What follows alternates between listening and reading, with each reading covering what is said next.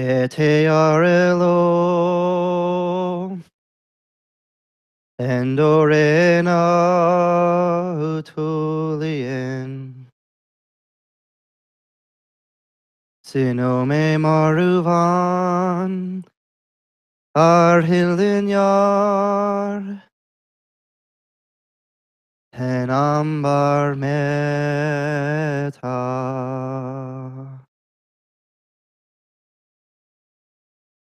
The king's song trails off in the halls. The empty halls. He's pacing back and forth in front of his throne, anxiously. The door to the keep slides open. A messenger guard approaches with a quick bow.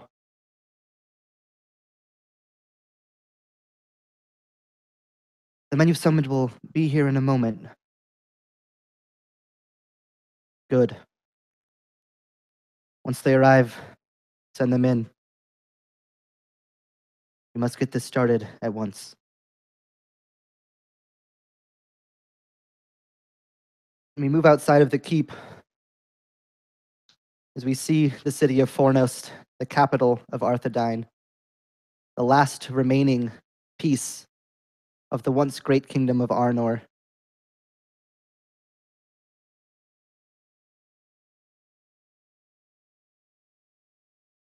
Valandil, how is it that you would be approaching Fornost, or if you're already there, what you would be doing as you're preparing to answer the king's summons? And Valandiel would be riding his horse, Ninque,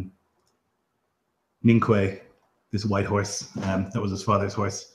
He has his father's spear as well, with a flag tied to the end that flutters in the wind as he kind of approaches the city, looking up at it, reminding him somewhat of his own home, now a ruin.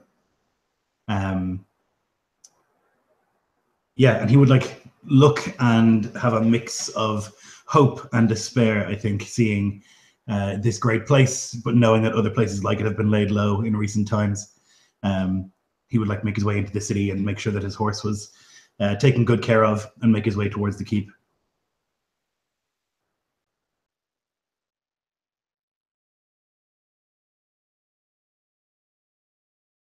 All right. And Thomas, what's going through your mind right now as you're preparing? What are you doing as you're approaching and getting ready?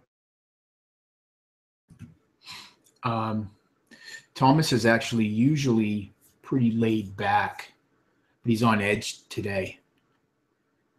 He feels something dire is coming, but he's not quite sure yet. He reaches into his coat pocket and he feels the leather that's always there. It's now worn and starting to fray from being read time and time again, but it gives him some solace. He doesn't take it out. He just appreciates the comfort that it affords him.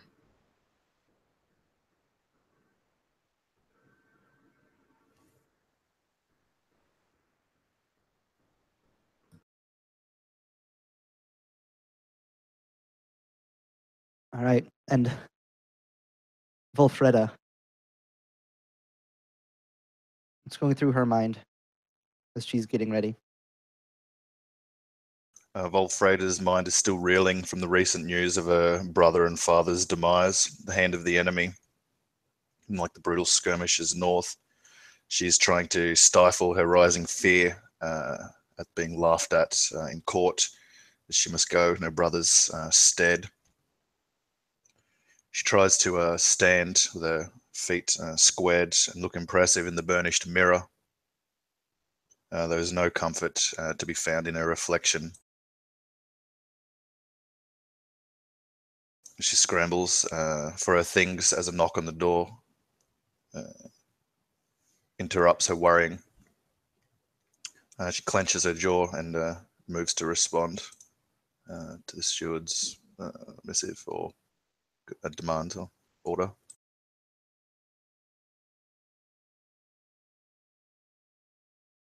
And then finally, Bereg. You would see a dwarf, beard not as long as it probably should be, hooded, dark leather armor, bow strung across his back, warhammer at his side. There'd be something strange about him, though. Something in his eyes, almost like it's empty, like there's nothing there. You would see him look about and just show nothing, no emotion, just completely stoic. And he walks kind of a little hunched over, like he's like rodden or sad. But at the same time, he walks with a purpose, knowing that whatever he's called to do, he will do to the best of his ability. But it won't make him happy. But it won't make him sad either. He will just be until it's his time.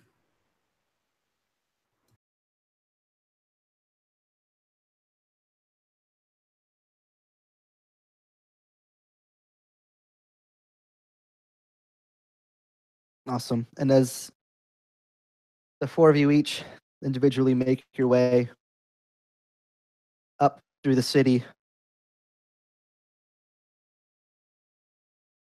and into the courtyard of the keep, I'll greet each of you as you arrive.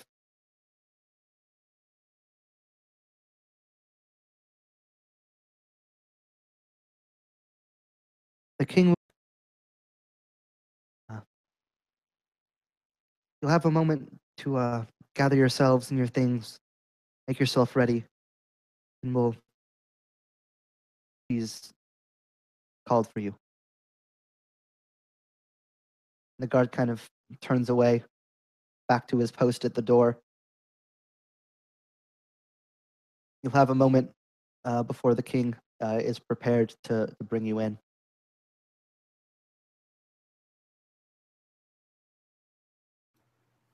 I think Yarg would kind of look up at everybody. Him, he's for sure the shortest one.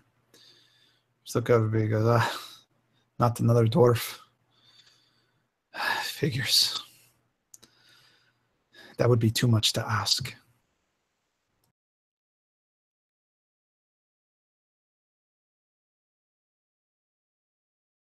No, indeed, Master Dwarf, you're kind of rare around here.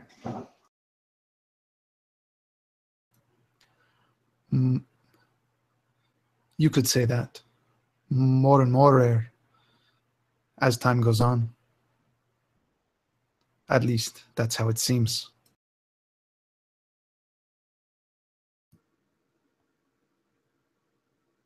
Thomas kind of pulled out of his reflection, looks to the others. You from the Blue Mountains, then? I've heard your kind make holds there. Or you're from further to the east. I can't place your accent, though, in honesty, I've not run across too many dwarfs. If you can. We don't live on the mountain. We live under the mountain. I'm a dwarf of Erebor. I'm sure you've heard of that place. Thomas would just nod. So you've traveled far then, Master Dwarf? Probably farther than you. And he would look at everyone else and just nod at all of them. But we have all traveled. We all have our journey. And all of us have a time where our journey will end. Thomas chuckles at that last part there, and he says, I hope to make that last part a little bit farther away. But I do hear the sentiment of your words. It's true. I know that I have lost many in these troubled times, and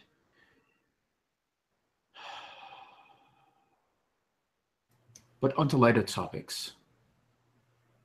Who are you, good lady? I'm Wulfreda, Harsdottir, of the Northern people, in the House of Melos, come to answer the king's summons in lieu of my Lord Father.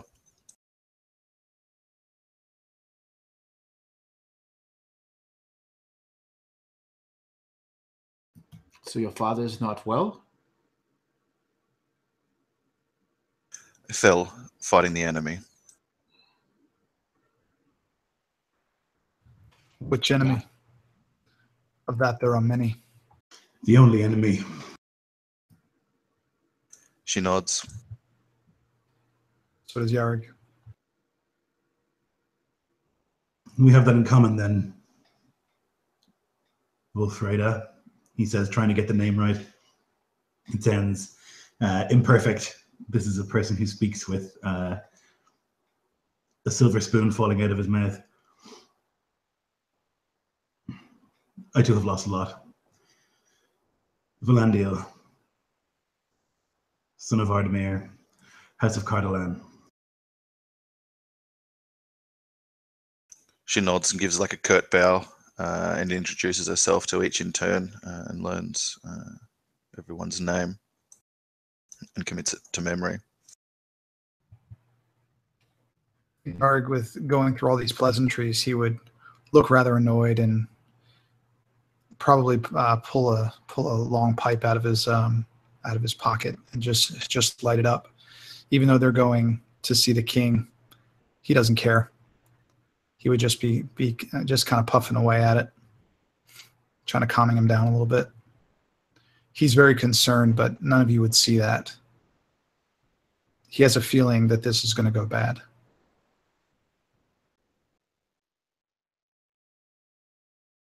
I think the ease of the dwarf like just serves to make Wulfreda even more like ill at ease, like seeing him master himself, and she herself is uneasy and like I would imagine fidgety and pacing, waiting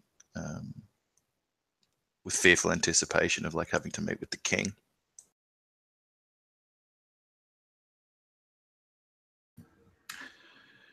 Thomas, seeing that, would just say to Wulfreda, he would say, no need to fear. The king is just a man like any other. Your father was a great man. Certainly you were comfortable in his presence. Were you not? Of course, she says curtly, trying to like detour the conversation. She says it is a great honor to go before the king. It is. And he would give an easy smile to her, and he would say, stand by me. We will give each other strength as we meet the king. Upon hearing that, Yarg would just go, ha! Then continuing puffing on his pipe.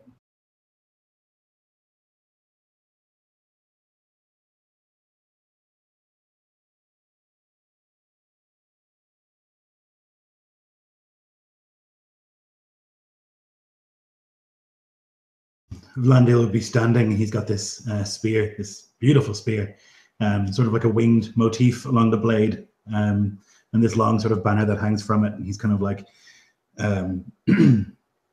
almost leaning on it as he leans against the wall. He's armored and dressed definitely like nobility, although he seems exhausted, leaning against the wall and just kind of like looking, tracing this sort of floral pattern across the blade of his spear.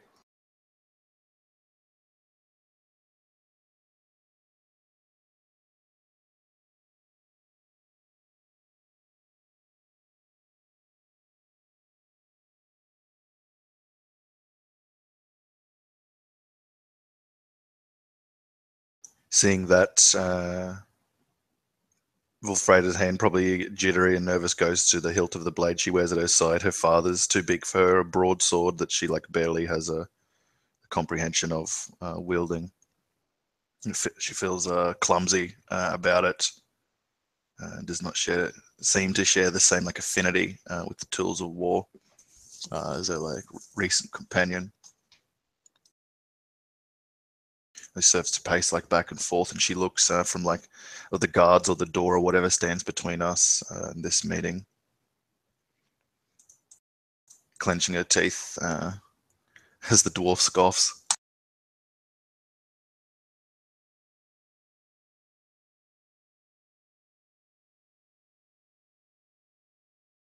Yeah, and it's not too much longer before the door leading into the keep proper creaks open. One of the guard that opened the door from the inside nods to the guard at the door, who then turns towards you four. The king will see you now. You're free to enter. He'll kind of stand back away from the door, giving like a slight bow.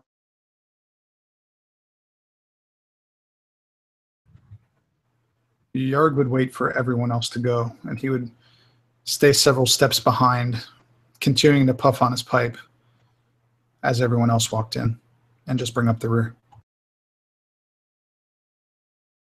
Valandil believes himself to be the most important person here, so he would be first through the door.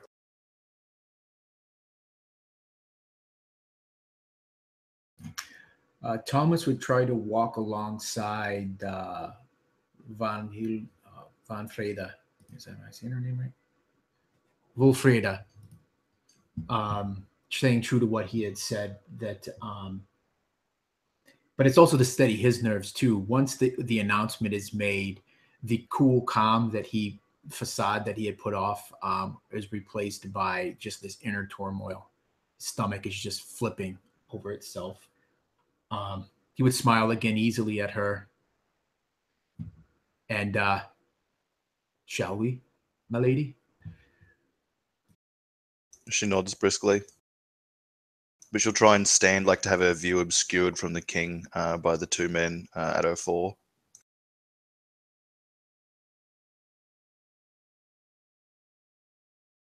Valandil would walk confidently to the appropriate distance from the throne, at which point he would like bang the butt of his spear and then kneel.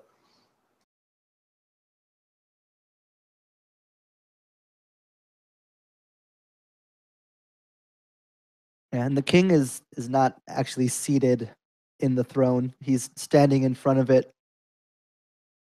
Looks like he's standing strong and tall, but you can see on his face the wear and weariness of just this constant warfare. And he'll look up to Valandil and to the rest of you. You may rise. Thank you, Majesty.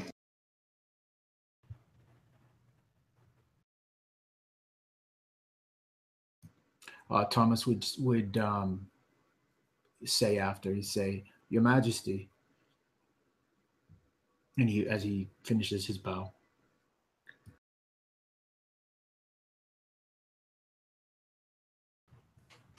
Yarg would,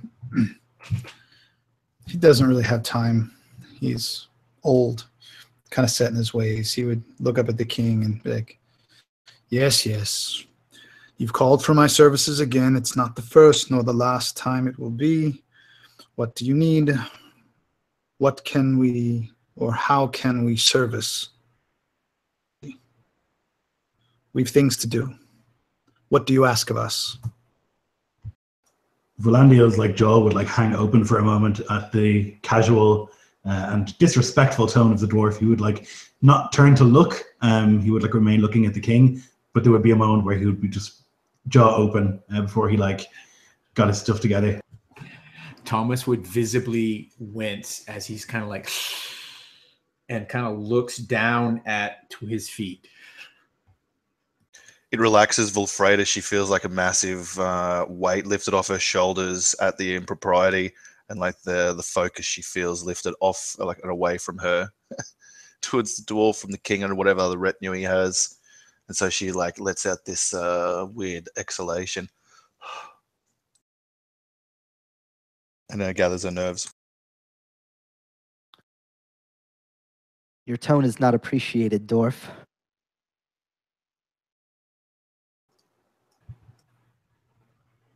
My tone Because it's wartime, because we call you on urgent business, it does not mean respect is lost. I've always completed the tasks you've sent me on. I believe I've earned a little bit of leeway in my tone. What do you ask of us? If it is something pressing, I shan't have to ask again.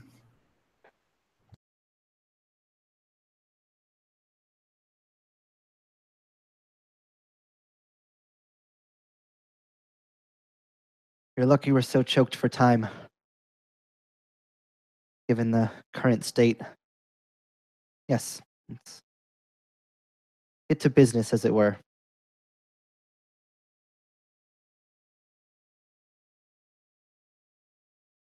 I'll be as frank as I can with you all. The shadow is closing in further each day. Like a fog that chokes at us, seeks to press us under. Our strength to hold it back is failing. We don't have the resources nor the men to fight for much longer.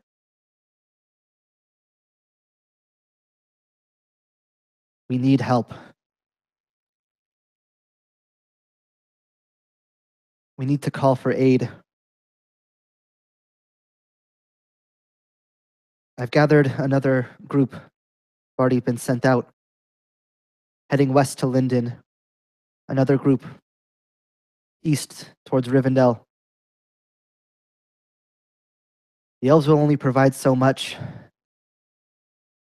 Most dwarves can hardly bring themselves out of their mountains to care. But there's one who can still answer.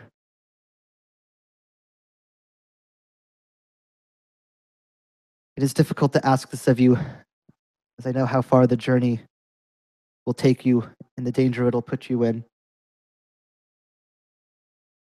But we must call for Gondor.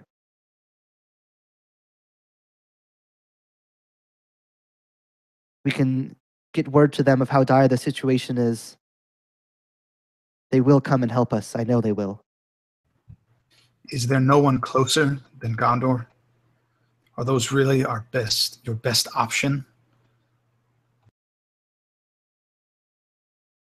There are so many elves in the area, dwarf. I don't see too many other of your kind jumping to assist us. If you were shown a little bit more respect, perhaps we would. Master Dwarf, watch your tone. This is the king of men. And with that, Yarg would realize that he's gone a little bit too far with this. He was maybe trying to show off a little bit too much with these elves around. And he just kind of looks up at Eduloid and just kind of gives you kind of a quick look and then puts his eyes back down and just kind of stares at the top of his hammer sitting at his belt, realizing that he just went a little too far in silence. Your Majesty, Gondor has never been forthcoming with aid for us here. We will do as you command. Certainly I will.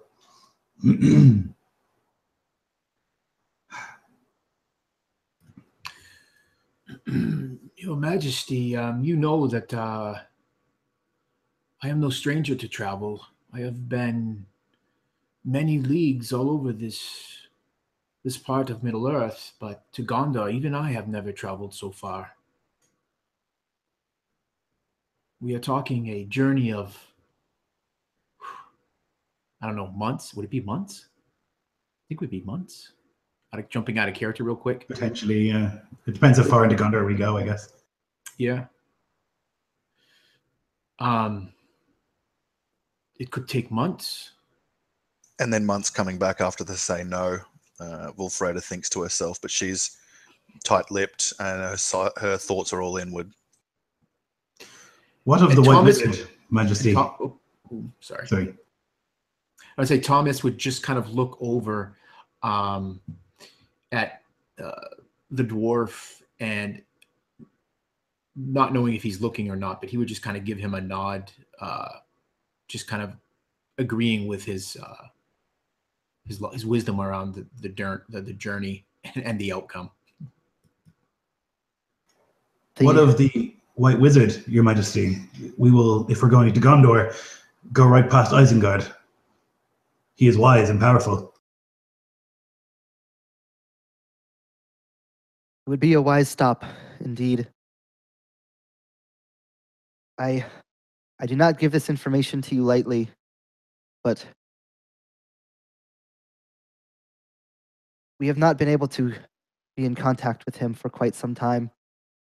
When Weathertop was sacked by the forces of Angmar, the Palantir fell among it in the ruins. We were not able to recover it. I haven't spoken with the White Wizard since we've lost it.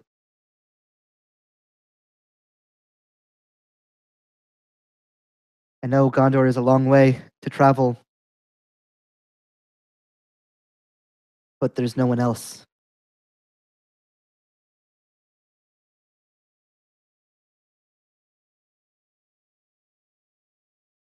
We have no other choice. If they refuse to answer our call, then I fear it will be the last call we make before the enemy wipes us out. If time is so pressing, we have not the time to discuss this. We must be on our way quickly. If this last resort of yours is to bring victory. Have you a letter, Majesty, or a signet ring or something that we can provide to the king there? Yes, I will provide a letter stamped with my seal.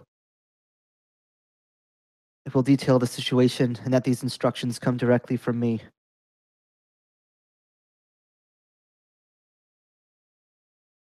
Gondor and Arnor used to be united under one king, under one banner. And while those times have been long since past, they may just honor it if we ask.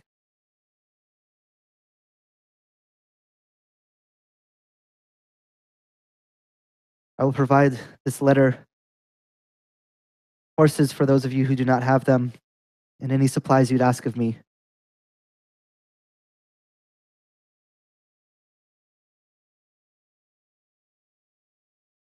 You'll carry a strong weight as you go. I want to make sure you're well equipped, as best as I'm able to do so.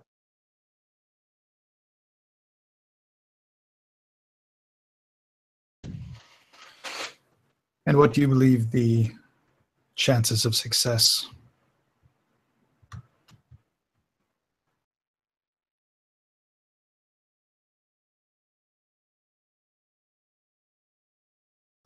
There are old oaths sworn between our people and the people of Gondor. We were one people once. Surely, against an enemy like this, an enemy, the only enemy, they have to see that they have to help us. You know as well as I that treaties, allies, enemies, through the centuries, many have come and gone, especially in Middle-earth. Indeed, it seems that once... I hope you're right. I truly hope you're right. And he looks at the king and he gives him a little, like, respectful just nod with his head, just kind of a bow with his head. And he says, then we'll be off then.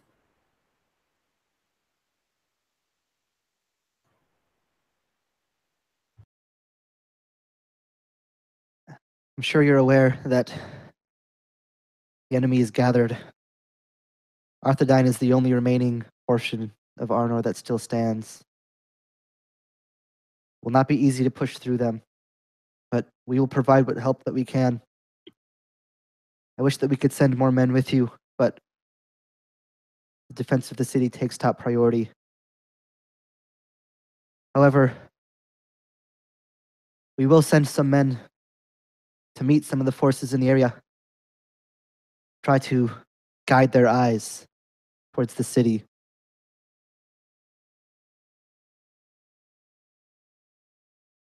I will not tell you where you must go and how you go, but I would advise you to head southeast. Hills that provide you the cover that you need to break south for Gondor. I'll leave the rest in your hands. If there's anything you'd ask of me now, information, equipment, anything. Majesty, my shield is near in ruin from the battle in Cardolan and my travels here. A shield from the armory, perhaps a sword. I would be grateful. And perhaps something from, maybe not the regular armory, but I know you have a few items that may aid us on our journey.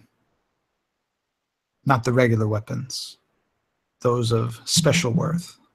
Perhaps one or all of us, if you deemed it worthy.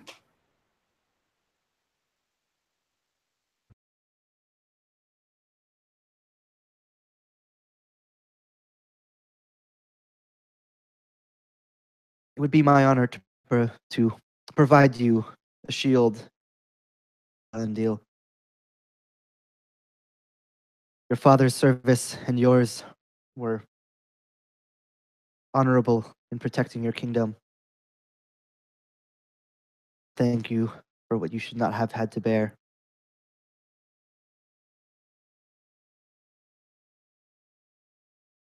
Thank you, Majesty.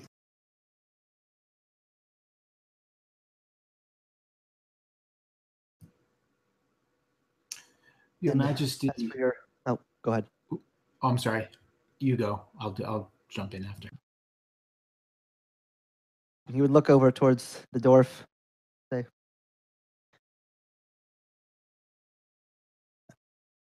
unfortunately, we don't have such grand supplies as you may think.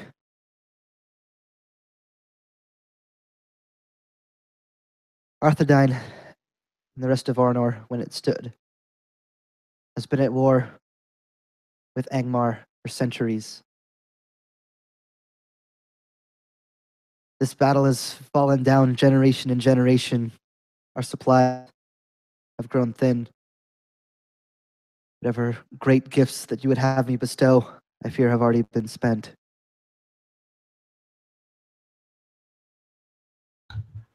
So be it.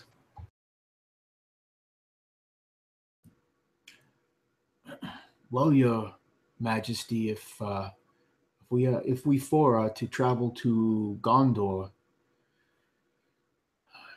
perhaps you could equip us with horses. It'll make the journey quicker. And then he would stop and he'd say, well, maybe a pony for our little friend here. But if you could do that and feed, that will aid us in getting there as quickly as we can. Of course, for those of you without horses, will be given the finest that we have available and care for them. Your success in this mission is paramount. So I would not hold anything back as long as it's within my power.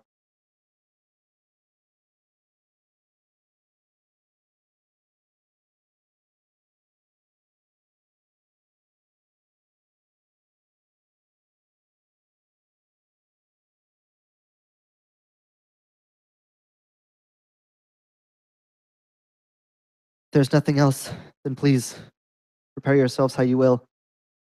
I'll have men come, bring you the things that you've requested. I'll make sure you're well stocked with food for yourselves, for the horses. Ride with whatever speed and courage that you can gather. Arthedain depends on it.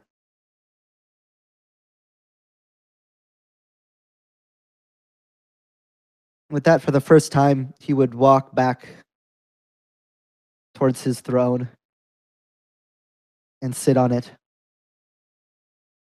still with an anxious and weathered look in his eyes.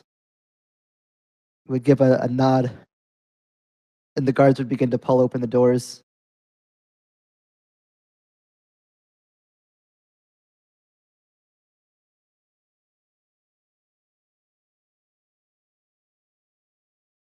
Yeah, I would bow again and make my way out. Thomas would as well. I'd bring up the rear. 3 or 4 steps behind. I don't know if it's because I have shorter legs or I just like being behind them, but he's always going to lag behind.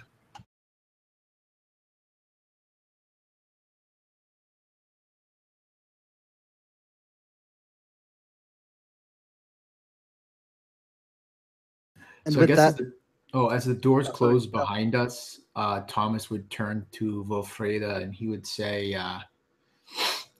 see, that wasn't so bad, was it? Now we're going to Gondor. Whew.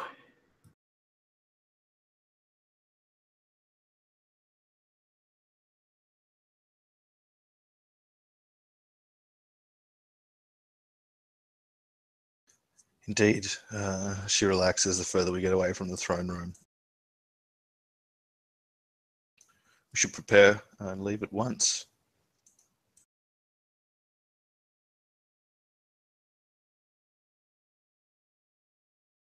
alrighty. And with that, so feel free, all of you can take basically any mundane weapon or base supplies that you think would be necessary within reason that you could carry.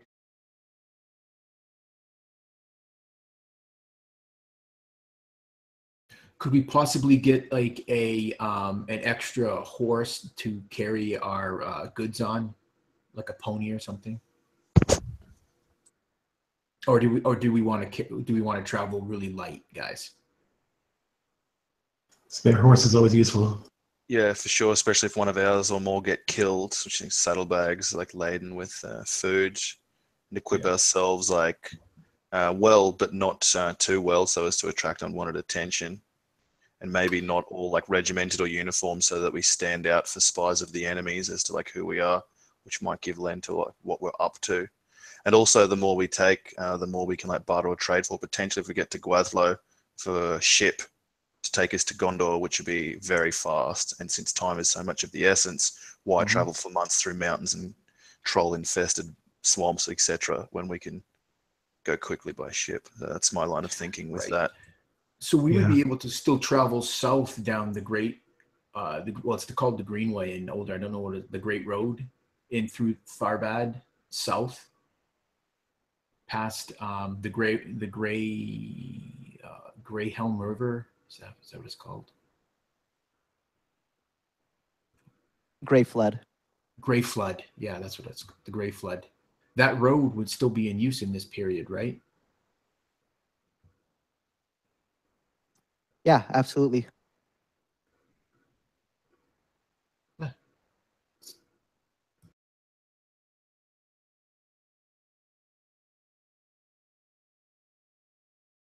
Oh, maps. Did we ask for a map? We should probably get Good call. maps. Yeah, excuse me. That'd absolutely be within reason. Yeah, they would. Yeah, give you another horse, a spare horse to carry the extra supplies in, maps, as many as you required.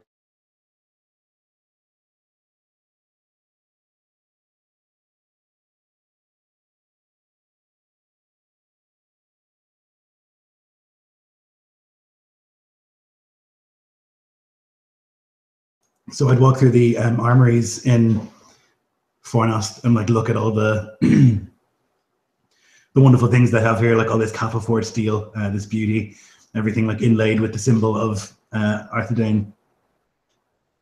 And like look at my own sort of shabby remaining armor, once very grand and polished, but over the past few weeks or months, it hasn't been that way. So he would like pretty reverentially like take it off and leave it somewhere and pick up a suit of armor here. He'd put down his like battered round shield and pick up a shield from this armory. And when he leaves, he would look like a knight of Arthedain as opposed to one from Arthedain, which sits ill with him. But he knows it's better to be well equipped than prideful.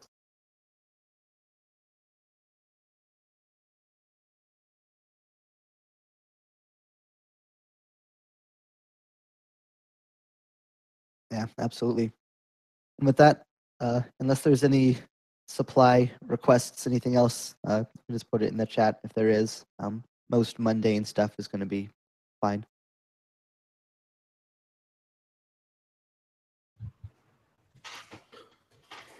And with Jeff, that, I'm sorry. Oh, go ahead. Would there be any special kind of tobacco that I might be able to grab from special stuff to hear for my pipe?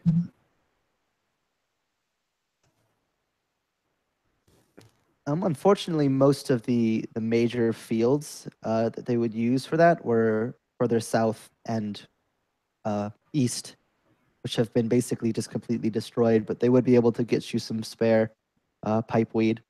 It'd be pretty average to low quality at best.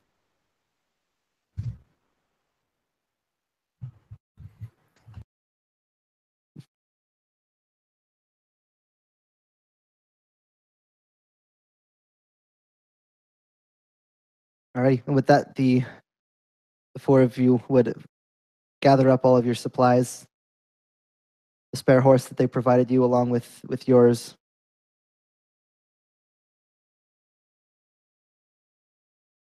And you would be led over to the southwestern gates of the city. A couple of guards have kind of gathered, readying to open the gate.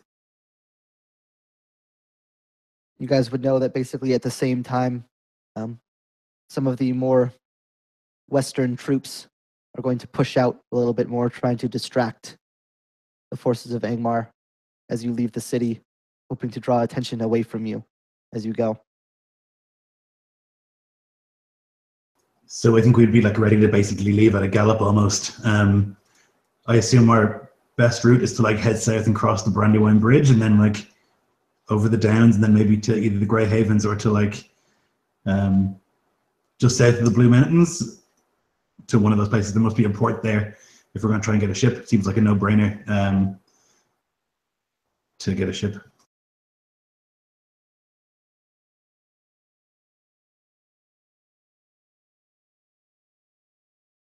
What do you guys think? Yeah, that sounds good to I me. think it's a good idea. Horses by road as fast as we can to a port, and then use our writ and whatever like things we can barter or do to get passage.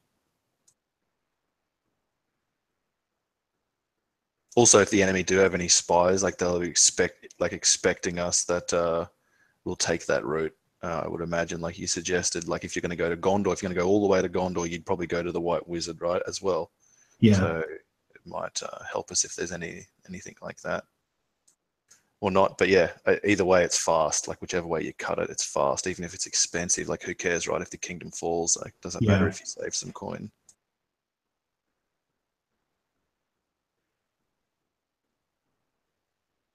But I don't think Volfreda would offer that advice. Actually, she just, if you say like that's yes, that sounds like an excellent plan, my lord. We should get underway at once, and yeah, as you said, gallop out of the city.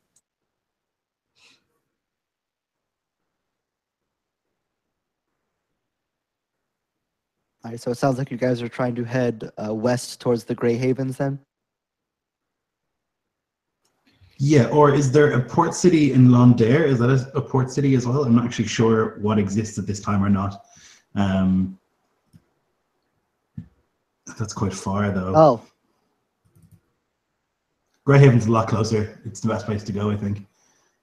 I mean, the Greyhelm? The Greyhavens or Midland is like much closer than Londair, which is like way south. We'd have to go quite a bit south. I just don't know how likely it is that elves are going to give us a ship. Yeah, I was going to say that's the one consideration, that the elves will be, like the men would be basically obligated by order of the king to provide help. The elves are under no such obligation, but it's up to you guys. Yeah. Grey Havens is where the elves go to Valinor. It's where they make their finest ships. It's a place of great religious importance to them, of great sanctitude. It would perhaps not go well if we went there and expected them to provide us with a ship to head to Gondor. Thomas would pipe in and say, traveling south would make the most sense. Travel would be quick to Tharbad, and there, where it crosses the Grey Flood, we can gather a ship and travel out to the sea. From there, go to Gondor. That would be my, and I guess we're kind of maybe looking at a map as we're doing this. It would seem that would be the best prospect for us. It looks as if travel would be much harder to the land of the elves, for the prospect of maybe getting a ship. Yeah, Vlander would like trace his finger along with the path you're suggesting. If we go here, across the Brandywine and then down. And he's just kind of like looking and thinking, and he's like scratching his head, trying to figure out what the best route is. The quicker that we can cross a river away from these lands into even the Shire, it might be safer and less in view of the enemy.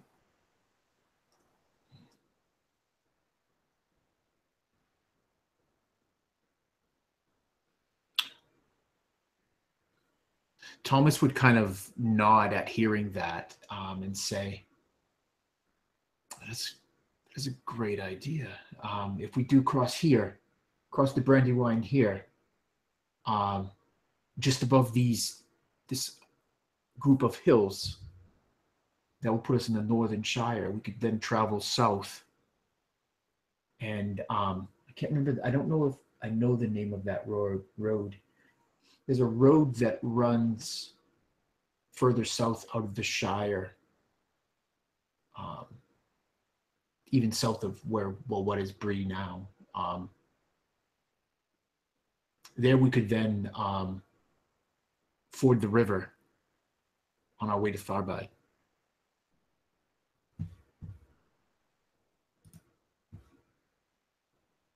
Ooh. It's a pretty map. Sorry, go ahead. I'd rather keep my feet on land rather than cross any water. If we have an option. With respect to Master Dwarf, he would cut across and say, with respect, Master Dwarf, your feet are not as quick as the roar of a ship. Men are sailors and always have been, and it is much quicker to go by boat than it is to run and potentially run into the enemy at every turn.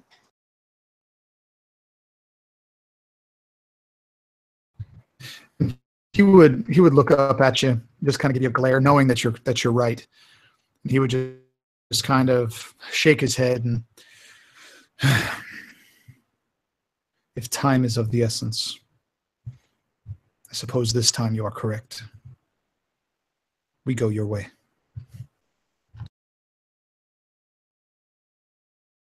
We do.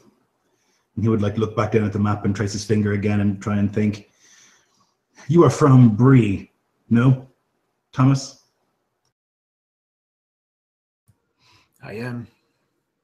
Indeed, I placed your accent, he would say, trying to be civil rather than calling you like a bumpkin. Then you know these lands better than I. I have more experience to the east. It seems that our fate is in your hands. I've traveled these ways many a time. And he'd give a little wink to you. Then you shall be our guide, our eyes on this journey until we get to Tharbad.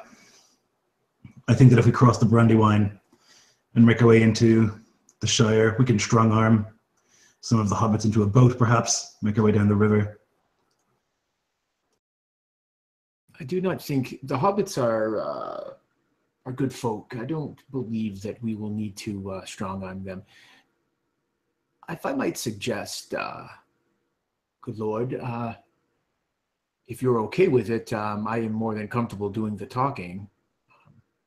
But if need be, we could leverage them a bit if we need to.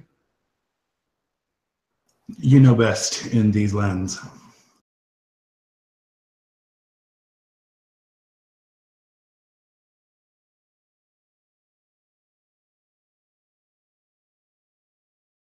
So it's decided, across the Brandywine, through the Shire, and into Tharbad.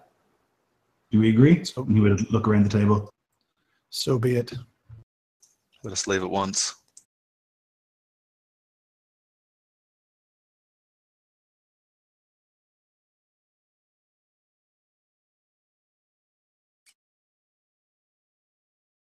And with that, the guards would nod over and signaling their readiness. Are you ready for us to open the gate then? We'll need to move quickly once that happens. Go ahead, Dre. Sorry. I was just saying yes. That's all.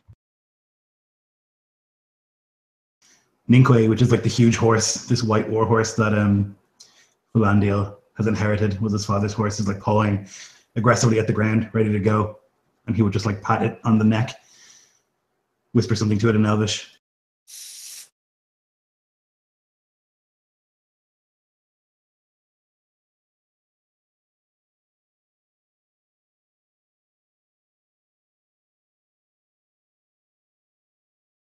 Yeah, With that- Thomas. Oops, sorry. Oh, go Thomas would mount up. I guess Thomas would be the one that would lead the pack horse. So he would just have it a string that he would just kind of trail behind him, holding onto.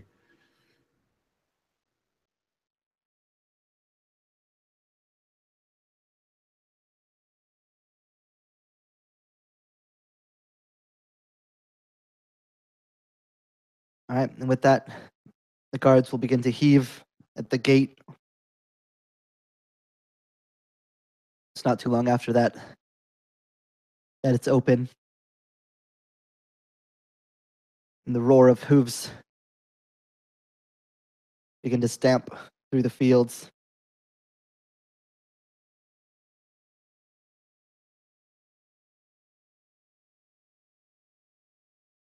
All right, so just to make sure I have everything kind of in a row here. So you guys are basically trying to head southwest towards the Brandywine Bridge and into the Shire. Yep. And then south from the Shire towards Tharbad. Perfect.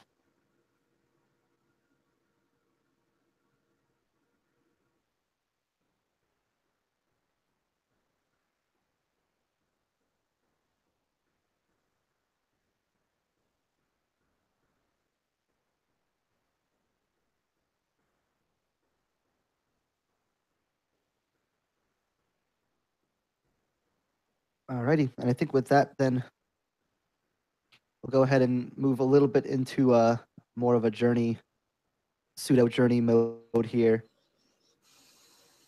Thomas is kind of the guide. What would you be doing?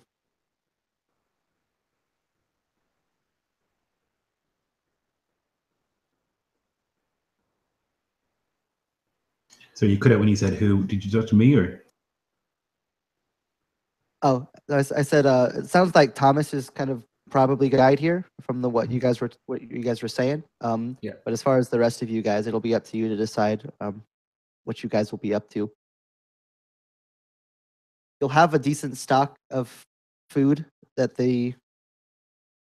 it might be worth it to try to find more anyways, just in case. Otherwise, I'll just leave it totally up to you guys as far as what roles you want to try to fill. I think along the path we'd be, if there was anything that Yard saw that he could forage just off, right off the road, I'm sure he would grab it, get what he could.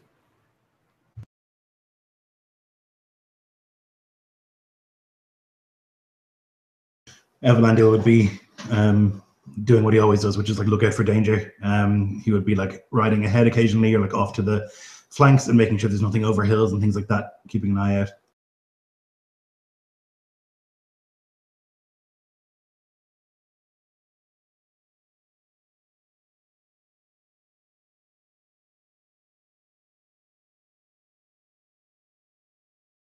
Alrighty, I'm not sure if Nico is back yet.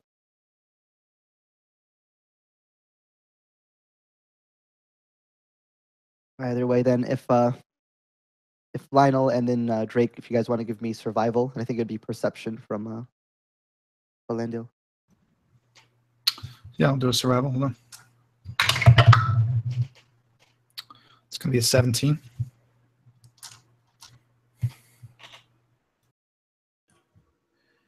That is a 10. But let me see.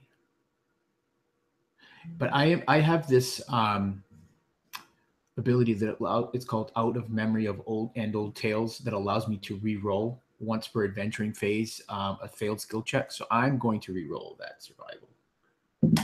Awesome. Yes, 19. So that's a 22. Beautiful. Yeah, your knowledge of the area is still well within your mind, as you're able to lead the others in the direction of the Brandywine Bridge.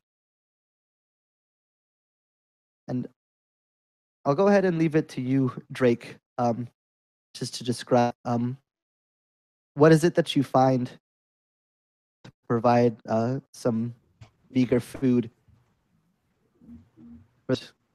How is it that you get that? Well, I think that as a wanderer, Yarig is very used to foraging for himself. That's never a problem. But getting for 4 people may prove a little bit more difficult. I think he would probably find some berries, just kind of sitting on the side of the road. Maybe some I don't know what you'd call them, little like onions that you could pull up out of the ground. And I think with some accuracy that probably surprises even the elves in the group, he would get 2 or 3 squirrels with his bow, and all of them would go straight through the eyes, as if he's done this a million times before. So I'd say some berries, maybe some onions pulled out, and maybe a couple of squirrels would be all he could get along the way. Oh, I'm sorry. I thought there were elves, Lionel. I apologize. Well then, yep. I rescind that, and then an accuracy that these men didn't expect.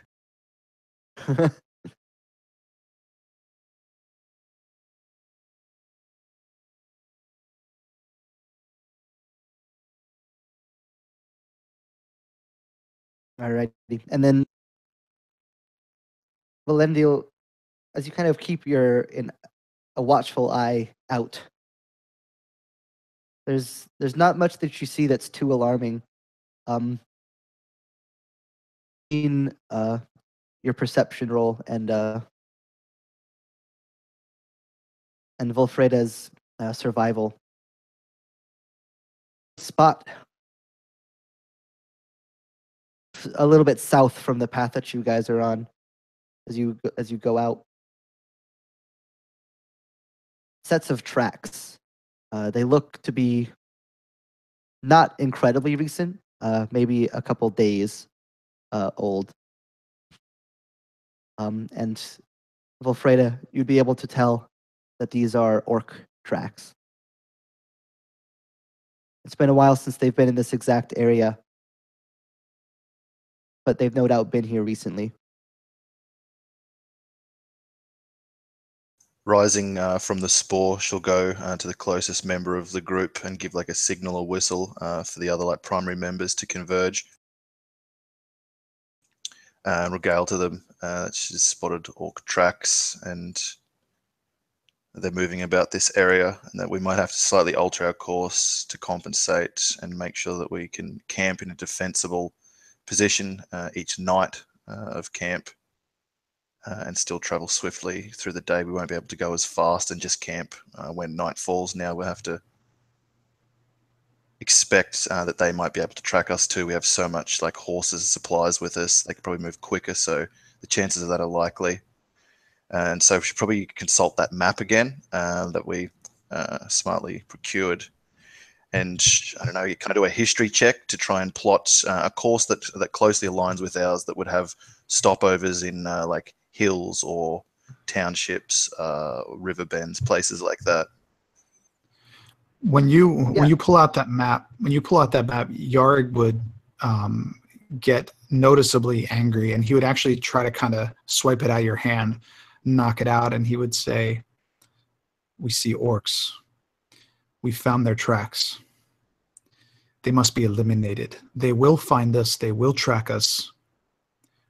We have the element of surprise on our side. The only good orc is a dead orc. There's 4 of us. Leave the horses here. Let's take them out quickly so that we can sleep. We don't need to wait around for them to find us." If the king wanted us to slay orcs, he would have kept us north of here. We have a mission of utmost importance and haste, cannot be waylaid. Even to kill a score or a legion of orcs would not stint the enemy compared to having the banners of Dol Amroth and Gondor ride to our aid. So I must disagree. I agree. The only good orc is a dead orc. But we should go south to safer places. A mission is more and important if this group than death. and if this group surprises us, if they find us, what then? When they have the drop on us, when the element of surprise is theirs. If, Master Dwarf, not when. And if we move quickly and we move carefully, perhaps they won't. They seem to be going a different direction, these tracks. We have a mission. Our mission is not to kill these orcs. Our mission is to bring Gondor to save Arnor. And Thomas, Yes. I know the mission. Yareg, no one here has a love of the orcs. But as the others have said, our greater mission is to get to Gondor. We must look to the future.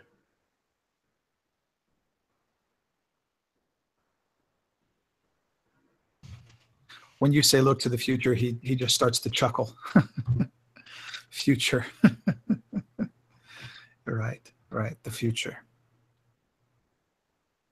Good dwarf, it is only by us working together can we hope to stand against the shadow.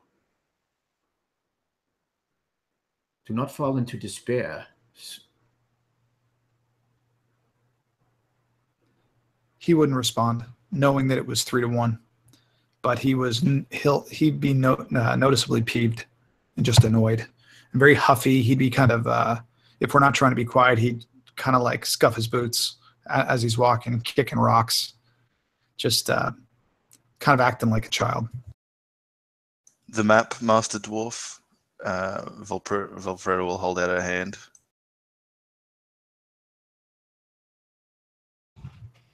He would pick it up very kind of gingerly and forcefully put it in your hand and just kind of turn his back to you. Now, Thomas, you said you've traveled these places many times before. Tell me, are there any places like what I've mentioned within a day's ride of here? I'm fairly certain. So Thomas, sorry, just real quick. You'd be able to tell that these tracks, they're probably heading in the direction of what would be Bree, which is kind of in the general direction that you guys are heading, but not exactly. So the Brandywine Bridge is southwest. Bree is like straight south. They're kind of moving somewhere in between in that direction. Yeah, I figured that we're cutting southwest and probably skirting the hills that run along that side, along the Brandywine, and then we'll catch the bridge there. So yeah, that would be something that Thomas would notice. But as the others have said, their mission is not to rush to the aid of Bree, but to make quickly as fast as they can to the Shire and then south to Tharbad. So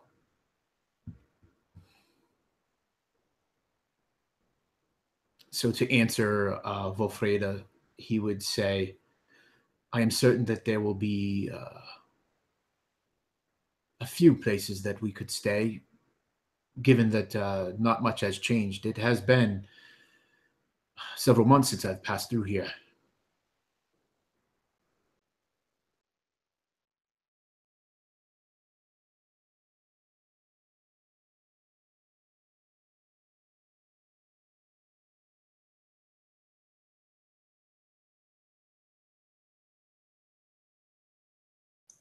I'm stranger to the south, she says, and like unfurls the map properly on like a stump of a tree or log or the like, and will, I don't know, would like to roll a history check or something to aid us, like plot a safer course, Jeff, or like use my action to aid someone else to do the same kind of thing. Maybe it's not best that I attempt it because I've never actually even traveled here.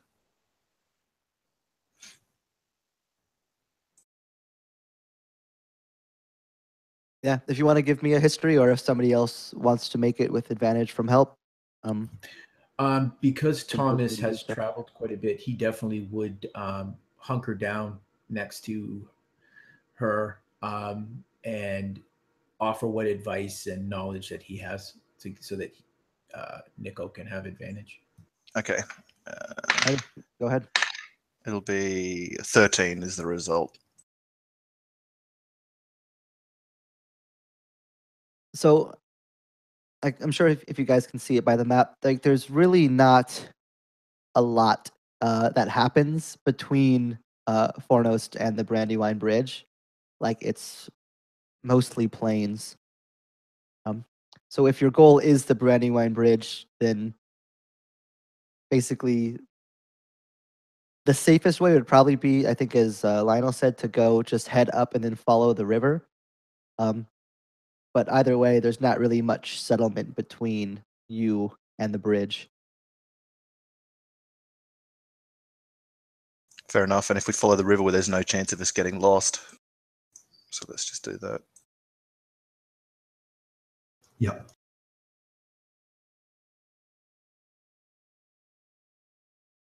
I guess open places aren't so terrible. We can see things coming from far off, even if they can see us. Except at night, of course.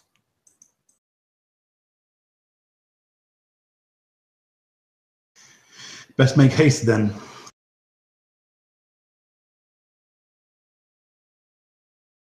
Yeah, so spur a horse onward after like packing up the map and putting it back again amongst our supplies.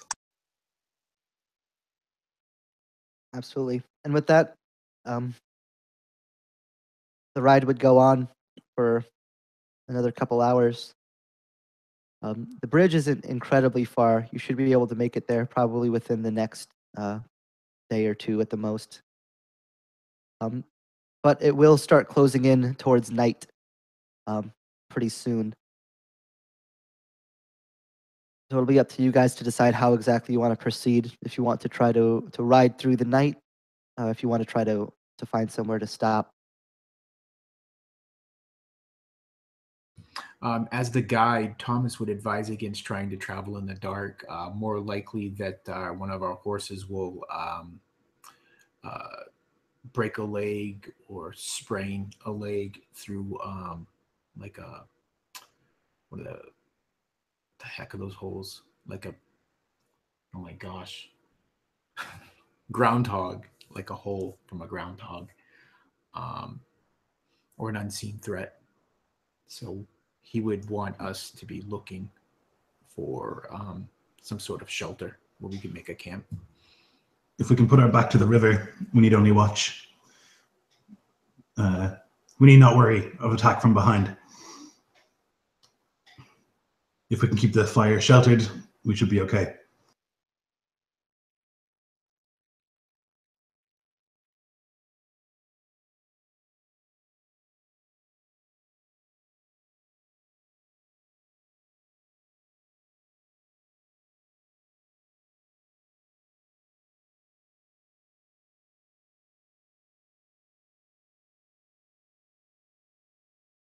All right, so it sounds like you guys are just going to stick right next to the river. Yeah. Mm-hmm. Yes. So there won't be an immense amount of cover that you guys would be able to find in that area. So you'd basically be camping on flat ground. But We between have men with us, right? Like a couple of servants or guards or something. Was that right? no, it's Or just was you it guys. just us? Okay, cool. If that's the case, couldn't we retcon and say that we would have grabbed like a small shovel or spade from the inventory Yeah. before leaving? Because we could dig a Absolutely. pit fire in the afternoon so that like our fire wouldn't be a beacon through the night to compensate for the plains. And the closer we Definitely. go to the river, presumably the easier the ground is to move, like less stubborn, so we could like presumably dig pit fires pretty easy close to the river at our back, just to minimize it. But we can't hide Yeah, fair ourselves enough. completely no matter what we do out on the plains near the river.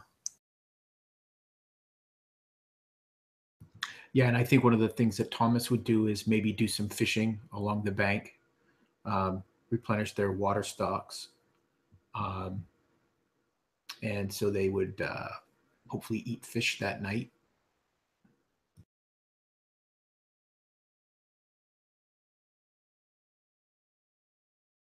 Yeah, absolutely. If you want to do a survival for me, just to see how well that goes. I never said Thomas was a fisherman. We got an 8. Yeah, I mean, I imagine like maybe able to catch like one or two small ones, but definitely not quite the feast that he was perhaps hoping to provide to his companions. Mean that he was boasting he would provide?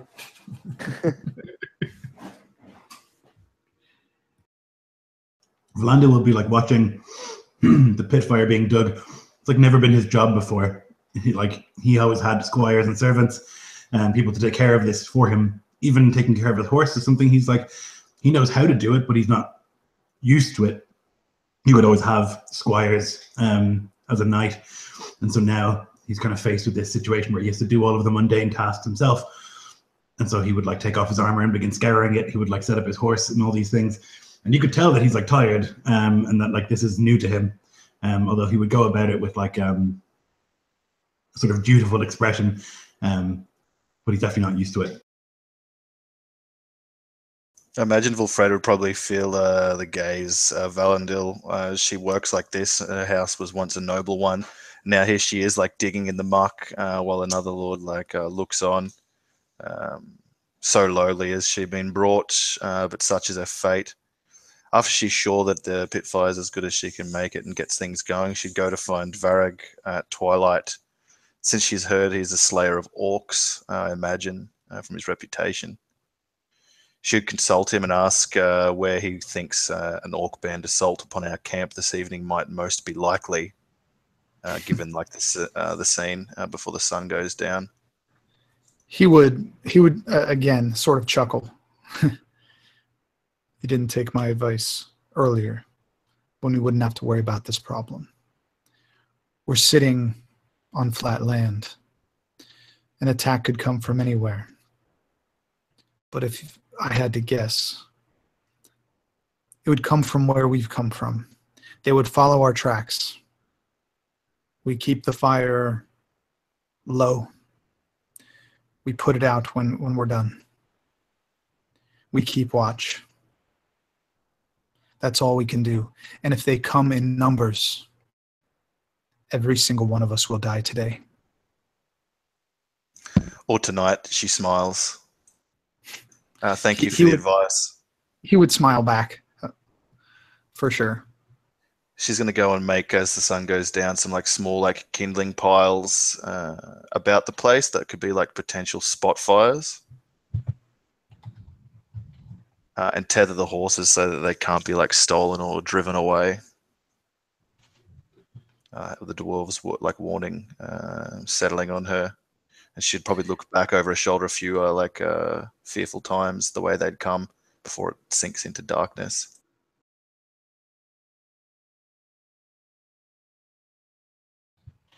I think Yarg would probably take the first watch, just on the outskirts of camp, whatever position, maybe even climbing up to the branch of a tree in order to get the best vantage point that he could with his bow out.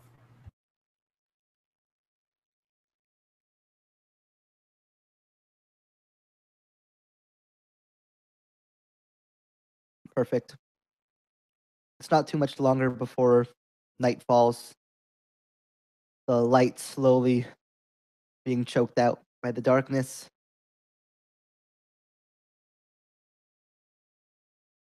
And while the sleep is not quite the sleep that you've had staying in the city back in Fornost, it's well enough.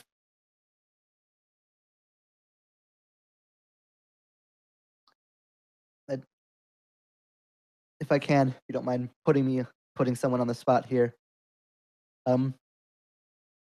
Valendiel, what sort of dream does Valendiel have this night? It's just a really simple one. He's in Cardalan, and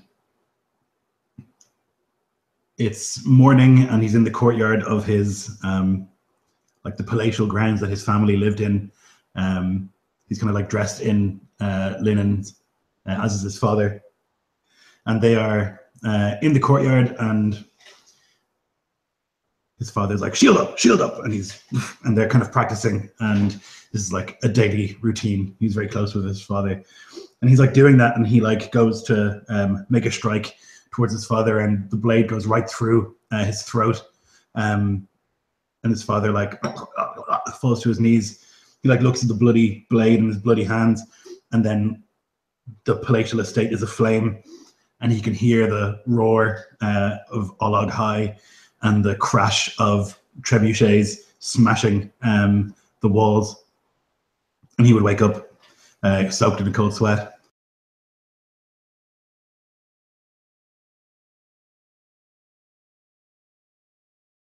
Awesome. Yeah, you can take a point of inspiration for that. And with that, as Valendiel bursts awake, the sky is orange, almost like the flames that you saw as the sun is beginning to rise. The fires in the pits kind of sputtering as they die out through the night. But that morning would be upon you guys, as everyone begins to stir and prepare.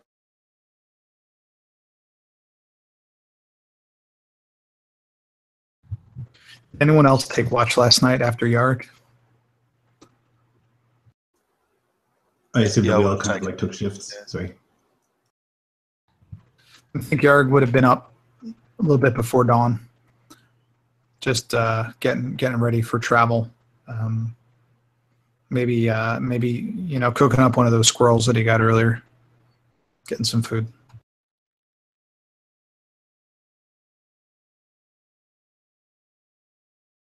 We yet live, Master Dwarf. Sorry to disappoint you.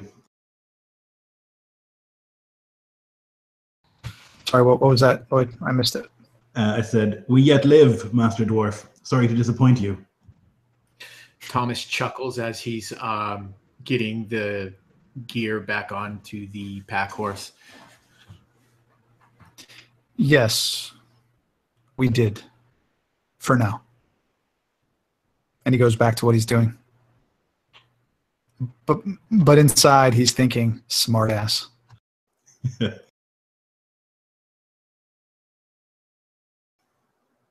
Valandi will go to his horse and like scratch it behind the ear and like rub along the snout, and he would just like talk to him quietly. You're not miserable. No, you're not. Just like sort of chatting to the horse like it's a little baby.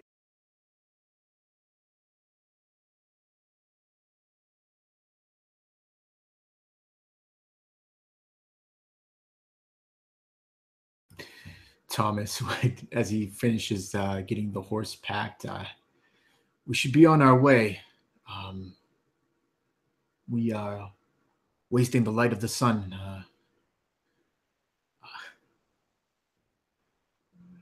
Are you ready, Yareg? Wilfreda? I was ready before dawn. Are you ready?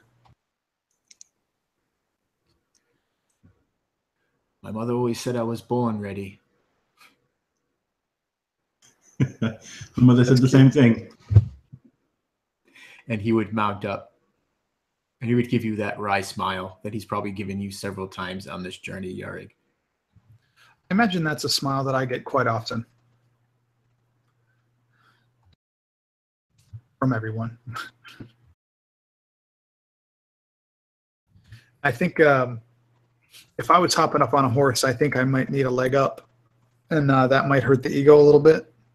I think you would see him try it a few times himself. But I think he would kind of look around like, oh, shit. You know, like he would just say it to himself, like maybe look for a tree stump or something that he could hop up on, but nothing. And he would look over at you, Lloyd, and he would just be like, would you mind? This like shit-eating is the only words to describe. Grin comes across Valandiel's face, and he would like nod, and he would come over and like offer a boost. Of course. And I think that changes something for Yarrick. He came over and yes, he was grinning, but he didn't say anything. I think in his mind he would just, and you would visibly see him nod to you as a thank you. But in his mind he would just be like, well, maybe he is different. Maybe he isn't like all the humans I've known. But I think that gesture might have meant something to Yarg. We'll see. So he would like put you in the saddle, and he would go to the head of the horse, and he would like kind of stroke its mane, and say something quietly to the horse in Elvish, which would basically be like, "Behave yourself."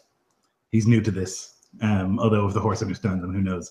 And he would make his way over to his own horse.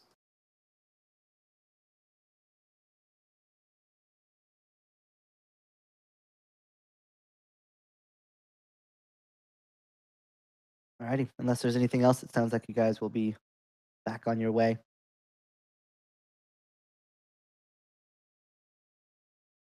It's another couple hours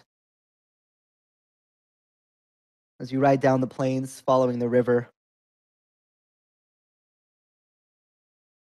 And then I will need perception checks from you guys. And Valendiel, you can do so with advantage for things that may or may not become clear.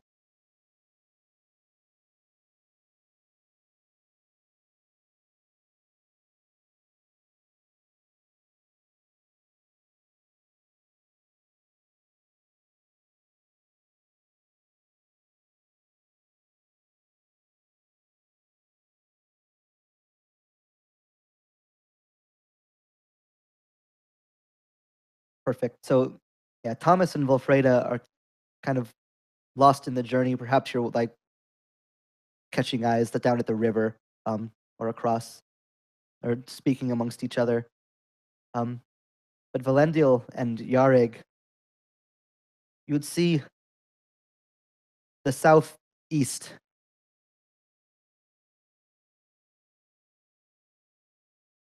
heading in your direction. A couple of horses with men on them, 5 total. And though they're a fair bit away from you, Valendil, you would notice immediately the crest on some of the shields and the tabards of some of these men are Cardolan symbols.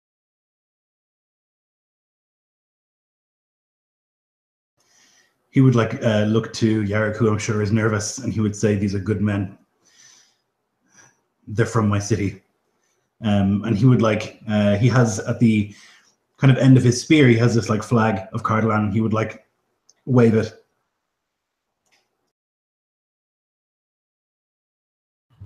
I think Yarg would just nod.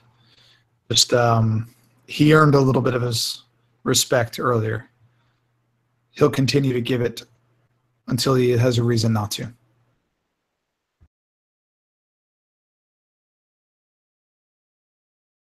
And the men already kind of heading in your direction kind of immediately set their path towards the flag. It's not too long before you're able to meet them. While they're still a short distance away, kind of the one leading will call out, "Hail to you, travelers. We saw tracks heading in this direction. We were concerned. We weren't expecting to find other men here." Hail and well met. You're from Cardolan. Yes, I guess we were. This kind of solemn look kind of pulls over his face, is the better way to say it.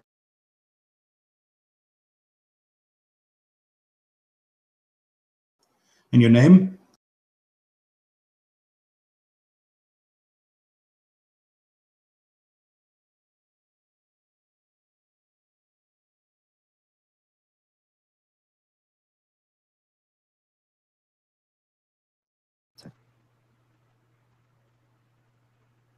Jeff, you there? Yeah, sorry. I lost my names. There. I'm Arnor.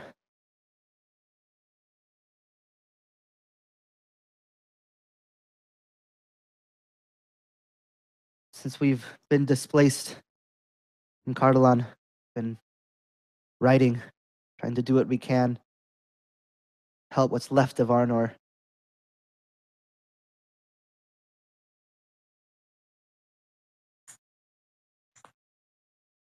So with a 14 history, the name doesn't ring a bell. He's clearly not somebody of import, not like a nobleman or any of the captains. Okay. At best, he would have been kind of a grunt soldier, perhaps just a commoner who's been armed. I am Valandiel, son of Vardamir, the House Cardolan. We have need of you. You'll be coming with us.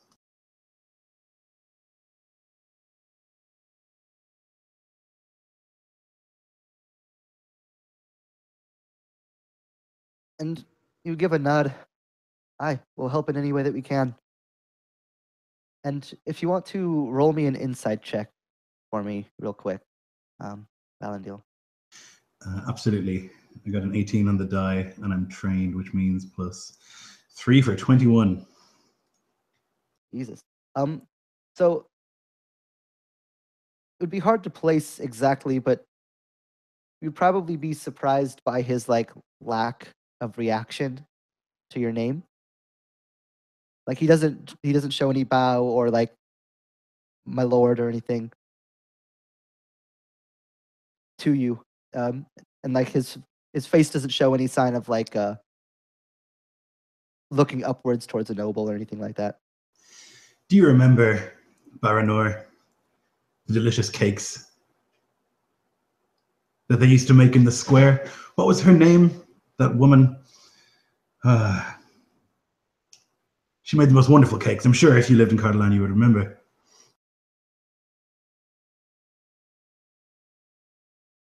I'm like right on the tip of my tongue. I'm not certain. If Yarg would be pretty suspicious with these humans anyway, could I make an insight roll too to see if listening to this I notice anything? Yeah, go for it. Just see if he's full of crap. That's going to be a 15.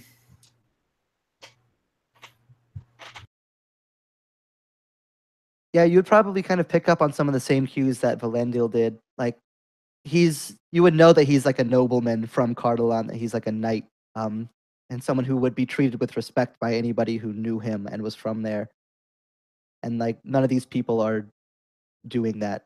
You know, it's like they never heard of him, which would be pretty unlikely.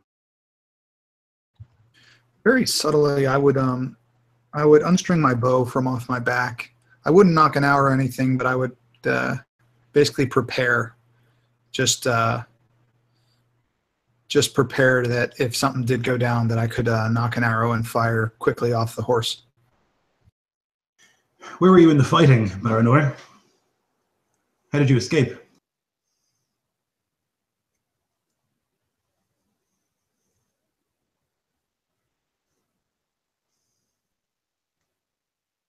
We were some of the defenders near Weathertop.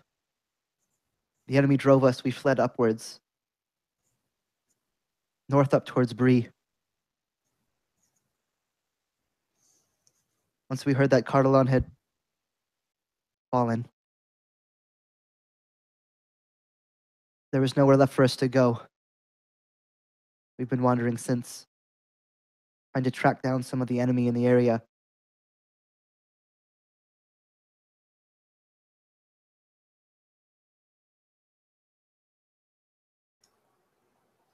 Now you realize that I said my name was Valandil, son of Vardamir.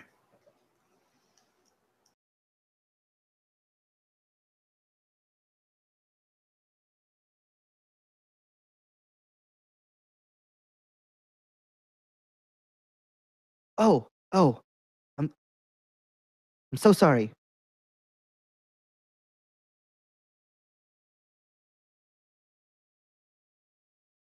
He kind of like looks back to some of the other people like with a confused look. What were you expecting? Freda will pipe up the men.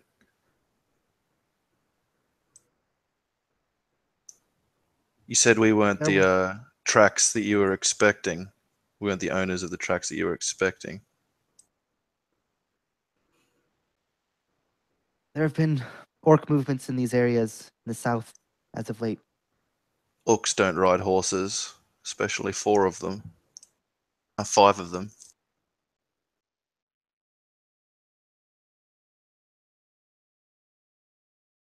Yes, well, those tracks were not exactly the ones that we were expecting. Followed them just to see. There are others in the area. Maybe we can always band together. Orcs like to hunt in packs, no reasons that men can't. 2 days back, there were orc tracks. We spied them. If you follow our tracks back, you'd see them. I'll turn warily towards my 3 companions.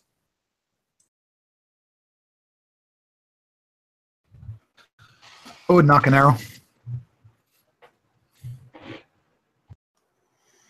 Baranor, how many fountains were there in the market square?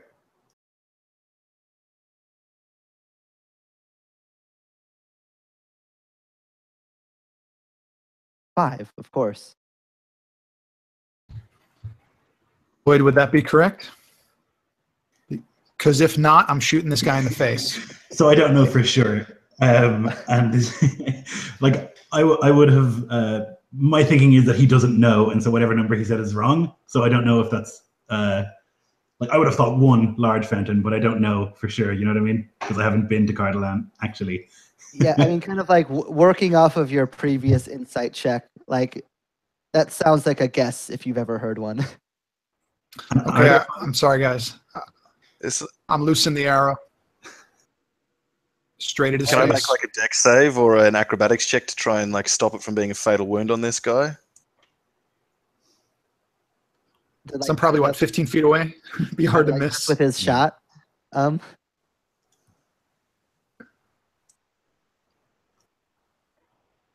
Yeah, I'll say go ahead. If you're gonna try to mess with the shot, go ahead, Nico, and give me a. I guess it would just be a dex to see if you can do that in time. If you succeed, the shot will happen with disadvantage. It's a 10 all up. So I'm too Yeah, I'm late gonna say and the that's arrow flies. Yeah. Oh, Oh, and then go ahead and roll initiative. So, I knock this arrow and I pull it back, and when it's obvious that he's guessing. I guess I'm not used to shooting off the horse, and not only does the arrow miss, but I actually fall off the horse. I rolled a crit fail. Perfect. So the arrow missed and I fell off. Yeah, if you don't mind, then you'll start this fight prone, as you fall in.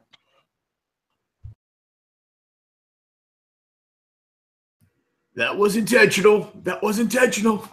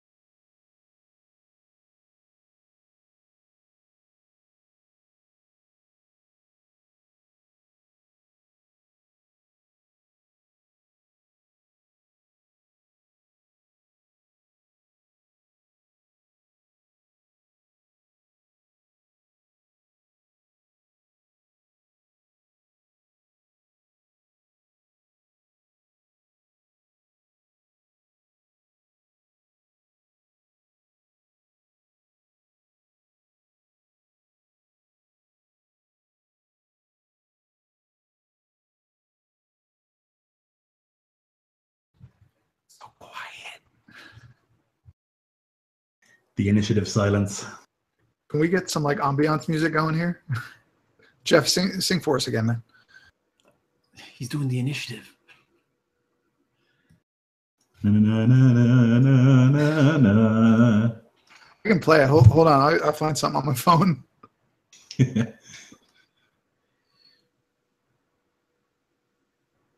I'm wondering, is there a way, if you use XSplit, to stream music to everyone else when you're running? No. don't think with XSplit, but there definitely is a way. Megan I can do it Holmbrook through Reaper. has mad How about sense. if you locally record through XSplit?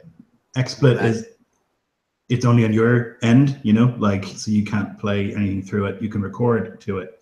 But I think Reaper is the thing you can use, right, to like play sounds and change your voice. Yeah, I mean, I do all that. Yeah. I do voice manipulations. Reaper's a free version. I have Ableton since I do like music stuff on it, and I use that. So there's a couple different programs that you can use. It takes some like weird finagling to like set it up, but And that's why no one knows what Jeff's true voice sounds like. Yeah. yeah, aha, yeah. Yeah. I run everything through a voice changer, just all the time. All right. Everyone was wondering at Brigade Con why he had that Darth Vader mask on. Yeah. Alrighty, so I'll leave it up to you what you guys actually want to do with your turn. But Valendil, you'll be up first. So these guys have been very confused, and then suddenly this dwarf just fires an arrow. He falls off his horse and lands on the ground. The arrow goes wide, and the men immediately begin to like reach for their weapons in defense. Baranor, I am a knight of Cardolan. If you draw your weapon, you will die. Let us discuss this. No violence is necessary. I'm going to make an intimidation check. I don't want to kill these men because they could be useful. That's going to be actually pretty good. It's going to be a 19.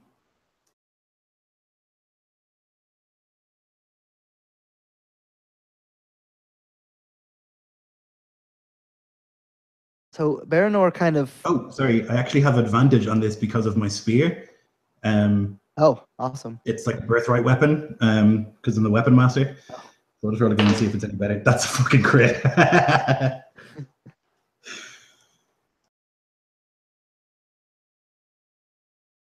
So this is going to play out. So for the reasons of what they actually are, which you'll see pretty soon. So you're not going to stop them from fighting, but I will basically give up. So as you shout this to Baranor, you see him kind of freeze, kind of stunned by this sudden form, this shot that's flying off, and then now this knight standing before him.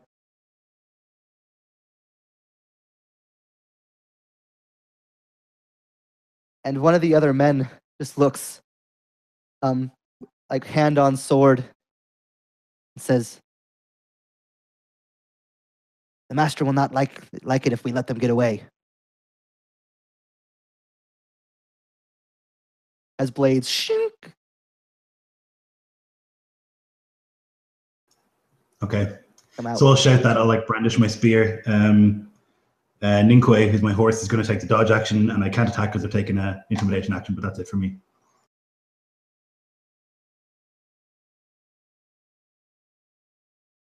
Alrighty. One of these men behind Baragon going to ride back a couple feet and ready a short bow. He's going to prepare it. He's going to fire at you, Valendiel. So looking at it, 19. Jesus. But that's an 18 on the die. So that will hit. Yeah, so yeah, you kind of brandish your spear, and then this man rides back. He brings up the bow and just lets out a clean shot. Oh, Jesus Christ, it's going to be max damage. You're going to take 8 piercing damage as this arrow pierces, catching one of the gaps in your mail armor and just hitting you with a surprising force.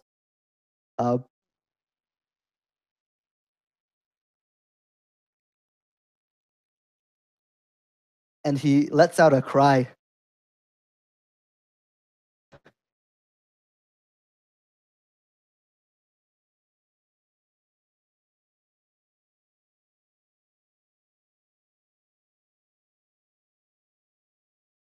So you would know, Rudar was once one of the kingdoms of Arnor, but when it was occupied by the Witch King, many of the men gave in to the corruption of the Witch King and flipped sides against Arnor, betrayed Cardolan and Arthedain, and joined the fight against them.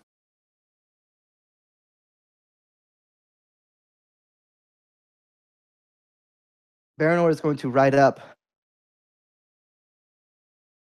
and go for you, Valendiel, as well. With another 18 on the die. It's going to be a 21. That's going to be 9 slashing damage as he charges, stabbing at you with the sword.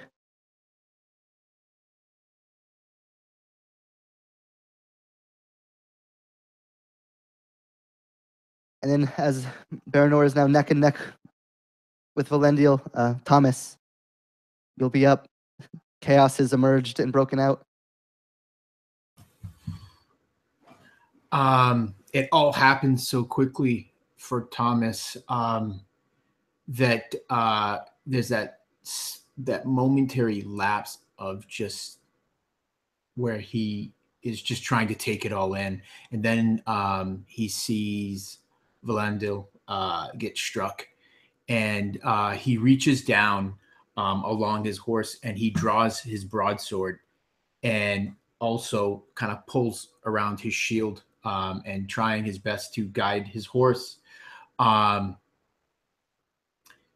He will charge and try to go to the aid of the knight. And as he does so, he would look at Volfreda and say, "For the free peoples of Middle Earth," and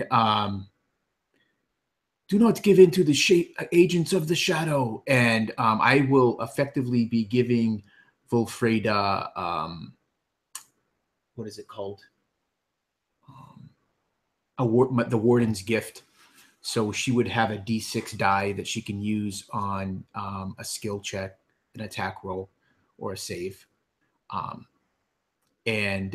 he would ride forward and then try to strike down. Would Baranor be the easiest one for him to get to from where he was? I imagine we were a little bit further ahead of Valandril. Yeah, so Baranor has already ridden up and directly confronted Valandril. Right. So he would be the easiest target, though there are plenty of others to choose from. Right, but seeing how they're just converging upon the poor Lord, Thomas is going to do his best to help him. So yeah, he's going to go and try to strike Baranor down. Do it up. All right. Does a 13 hit him? 13 is not quite enough right. for Baranor. Unfortunately, okay. He's well armored. Yeah. So it just strikes across his armor, unable to cause any harm.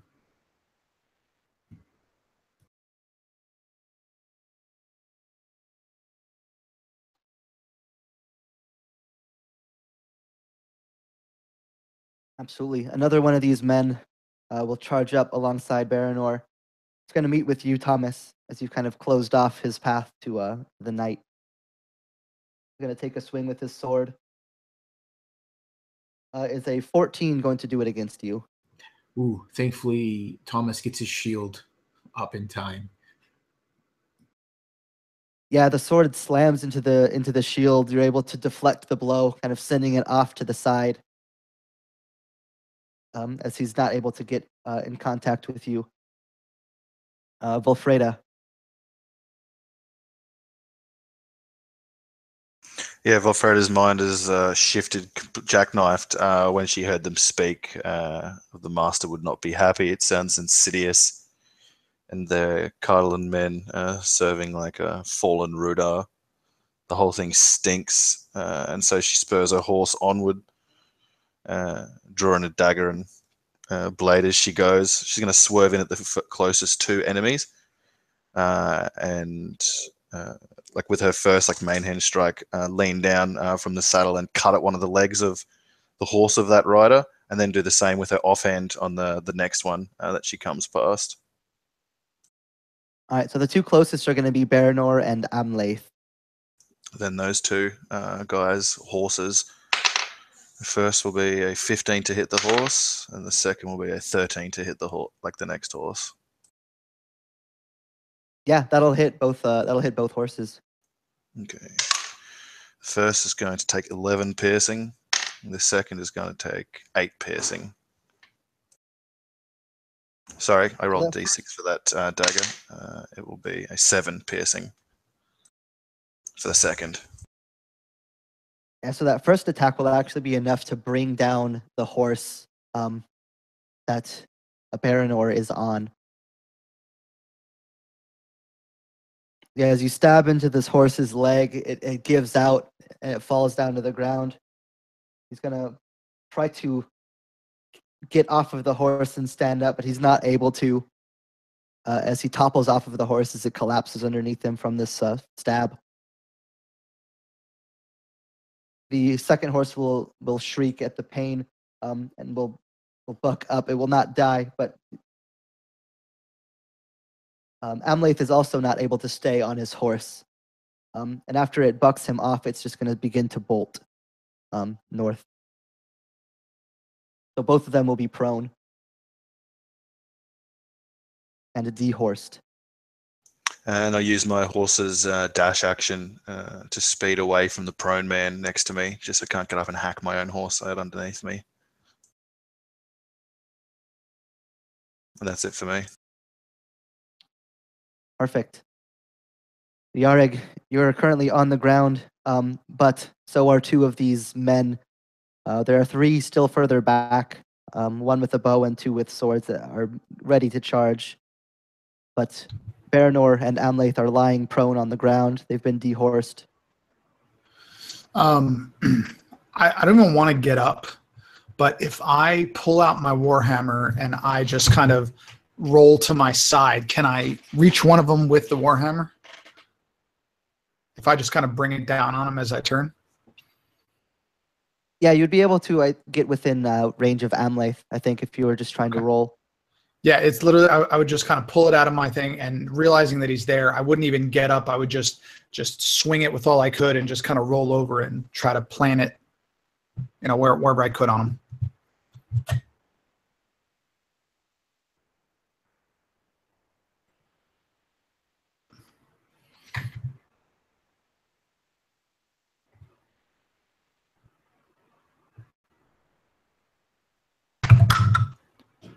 It's going to be a 14. Yeah, that'll do it. Okay, 1 second. And since I took dueling, I add 2 to whatever damage I do. So that's going to be 7 bludgeoning damage as I just roll over, and the head of this warhammer just lands, center mast on this guy's chest as he's just falling prone, like he's just trying to get up, and this thing just knocks him back again. Absolutely. He lets out a grunt, a groan of pain as part of his armor is dented in, and as you smash him in the chest. He gasps for breath as the wind is knocked out of him, but he's still going. These other 2 riders will ride up as well. Damrod is going to take a swing at Belendil, and Belekthor is going to take a swing at Thomas.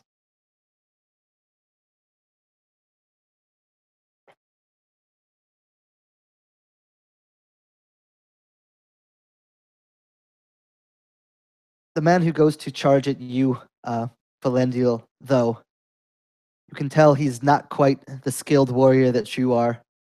He goes to swing at you. He swings coming in on your spear hand side. You're actually able to deflect to knock the sword out of his hand and disarm him as he attempts to swing at you as he crit fails. The sword clatters into the dirt.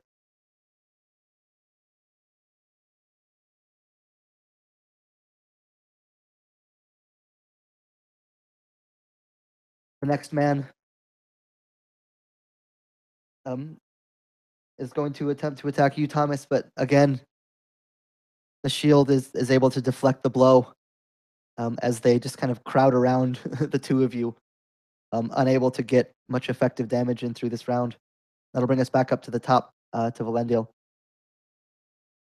So Baranor is on the ground in front of me. I think he's prone, right? So I'm going to take my spear and just thrust it down at him.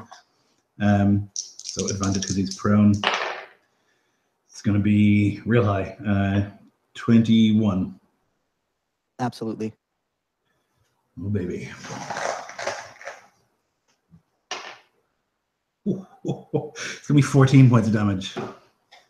Oh, Jesus Christ. I have a +1 spear. That's like the magic thing that I have, or the birthright, and then I have +2 from dueling. Jesus Christ. So I just thrust down with this spear, Penkadas, and stab it into him. I'm going to get my horse then to disengage, and I'm going to ride back from where I am to make some space, basically. Absolutely. As the spear thrust cuts into Baranor, it's not enough to end him in one blow, but it's a serious and grievous wound.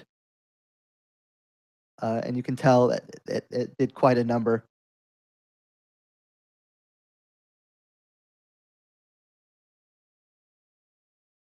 And then this archer that Wilfreda has ridden up next to is going to reach down and pull out a short sword.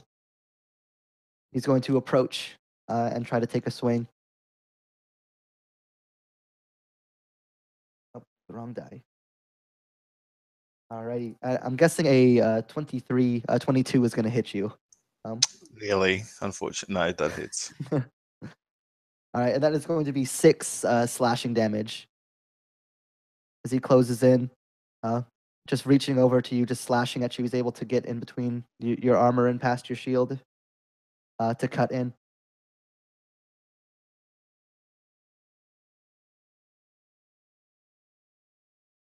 Baranor is going to stand up. And Thomas, I'm going to need you to make me an athletics check real quick, or a dexterity to avoid, because he's going to try to pull you off of your horse.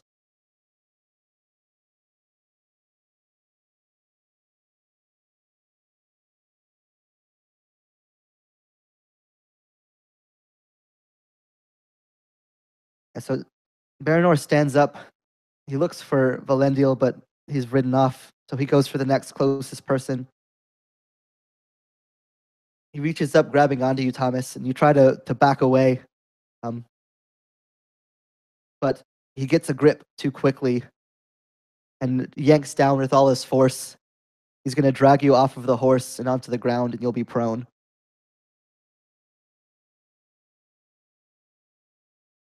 That being said, it is your move up next. Perfect. So I guess Thomas would stab up at him with his broadsword as he's trying to pin him to the ground.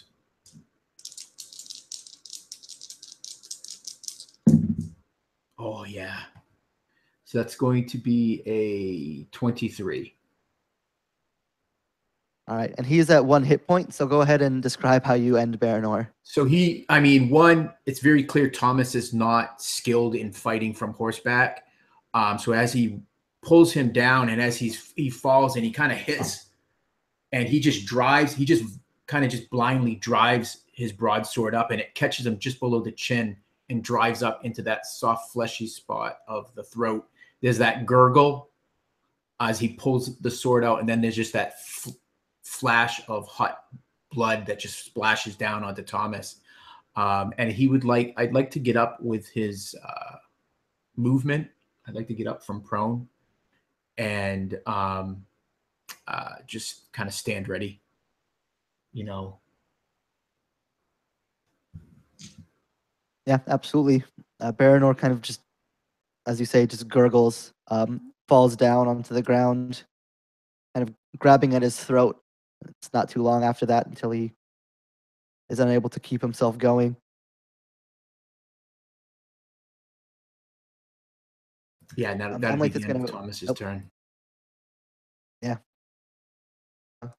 Swing around on his horse, and he's going to go for you as well, Thomas, though. That is going to hit with a 24. That is going to be for 6 slashing as well. As he rides up on his horse, just slashing downwards at you. He's able to slip in a cut down into your shoulder. A superficial but painful enough wound.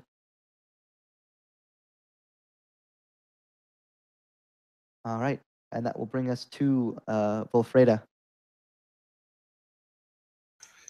She's going to try and cut right out. Up next to Hirgan. She'll cut out this guy's horse and try and prone him and drive his beast off for a 12, and for the bonus a 12. Yeah, that's enough to hit horses. They're not too tough to take down. So 10 slashing for the first hit. Does that bring it down, actually, the 10 slashing? That's exactly enough, actually, to take a horse down. Okay, then I'll use the horse disengage and my movement to go to the next mounted enemy and transfer that last hit onto his horse for a 5 piercing.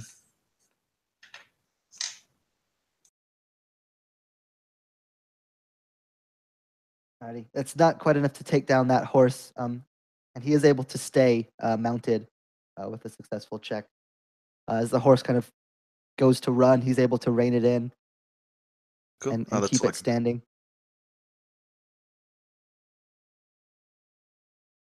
Alrighty, and that will bring us to Yarig. There's one man still next to you, Amlath. Baranor has been slain. There's also Damrod and Belekthor, which are also mounted and are in the area. And the guy next to me was the one that I nailed with the Warhammer, right? Yes. Okay. I want to try to roll, so I'm like square on his chest, and I want to pull out one of the daggers that I grabbed from the King's Armory. I want to see if I can jam that as I'm sitting on top of him with just kind of two hands. Like, let me see if I can. Hold on a second.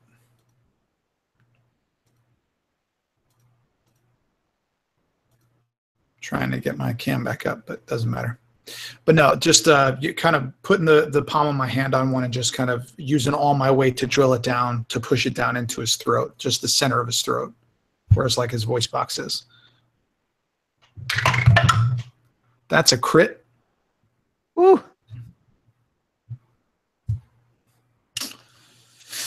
So you want to roll for damage, or tell you how I push this thing through his throat? Go ahead and roll for damage, just in case. Yeah, Okay. just roll 2 damage dice. You'll give him a gnarly wound either way, but at the very least, there's a chance he might live, though it's pretty small. Okay.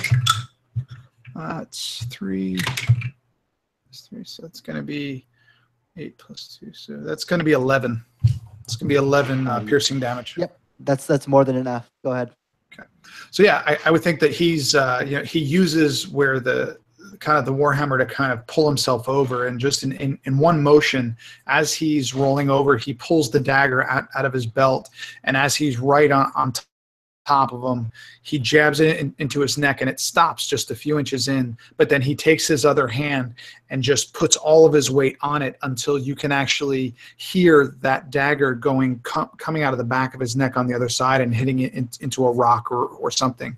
And you just hear this guy just, and the bubbles are coming out of the blood that's pouring out of his neck, and he's just wide-eyed of surprise on his face. And been able to get a little action into, prove that he can hold his own. You'd see Yarig with this, as the blood, he feels the warm blood on his hand. You see is just a little smirk on his face as he looks around to see to make sure that his companions saw what he did.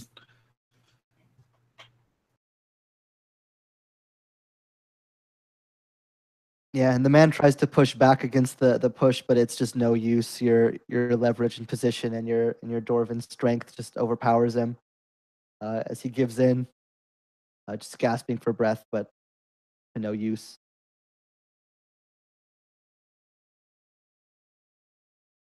Alrighty, and then Damrod and Belekthor. One is going to take a swing at Yarig, the other is going to go for Thomas.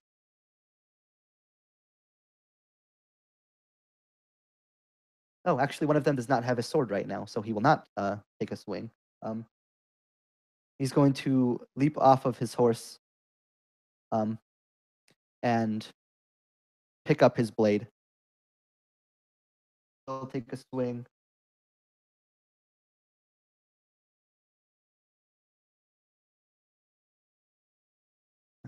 And that is going to go at Thomas with a 16.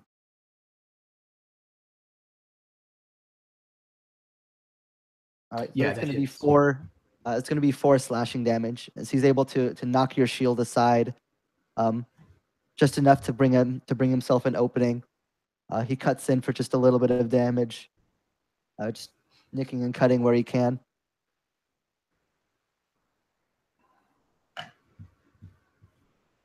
And Damrod is going to pick up his sword and then attempt to climb back onto his horse, and that will be his action. Valendil, that'll bring us back up to you. A couple of them have been dispatched. Yep, Valandiel is like wheeled around. You can see Damrod trying to get back on his horse, a very vulnerable position. And so he's going to kick Ninque's flanks and just going to ride towards Damrod and impale him as he tries to get on his horse. Which he almost certainly does. It's going to be 17. Yeah. 13 damage. All right, that's actually going to be enough to take Damrod out. Yeah, so there's just vroom, vroom, vroom, and then this spear flashes and catches Damrod. He tries to get on the horse. Probably rides past a little bit with him kind of dragging along the ground before he like flicks the spear and lets go of Damrod's body. Horse is going to use his action to dash, so I'm going to go out the other side of the mast, if you know what I mean. It's to wheel around again.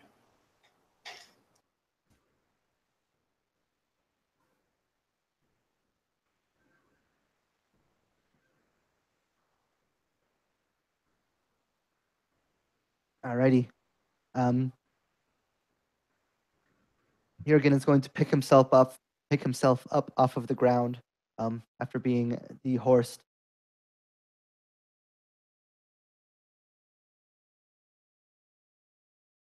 And with that, he is going to ready himself, picking up his bow. And he's going to try to return the favor to you, Volfreda. And he's going to take a shot at your horse. Ooh, but that is not going to hit. That's a 9. Yeah, so he tries to fire off a shot, but it's no use. The movement of the horse he's not able to lock in the shot, and it goes wide. And that will bring us to Thomas. So you have Bellicthor still alive and on a horse right next to you guys. And then Jürgen, who is off of his horse a little bit back.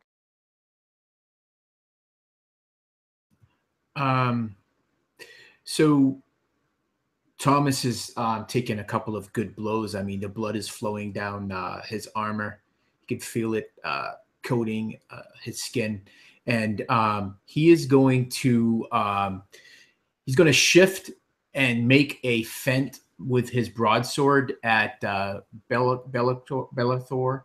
And what I'm going to do is I'm going to use the aid action, and I'm going to give Yarig actually advantage on his attack against him.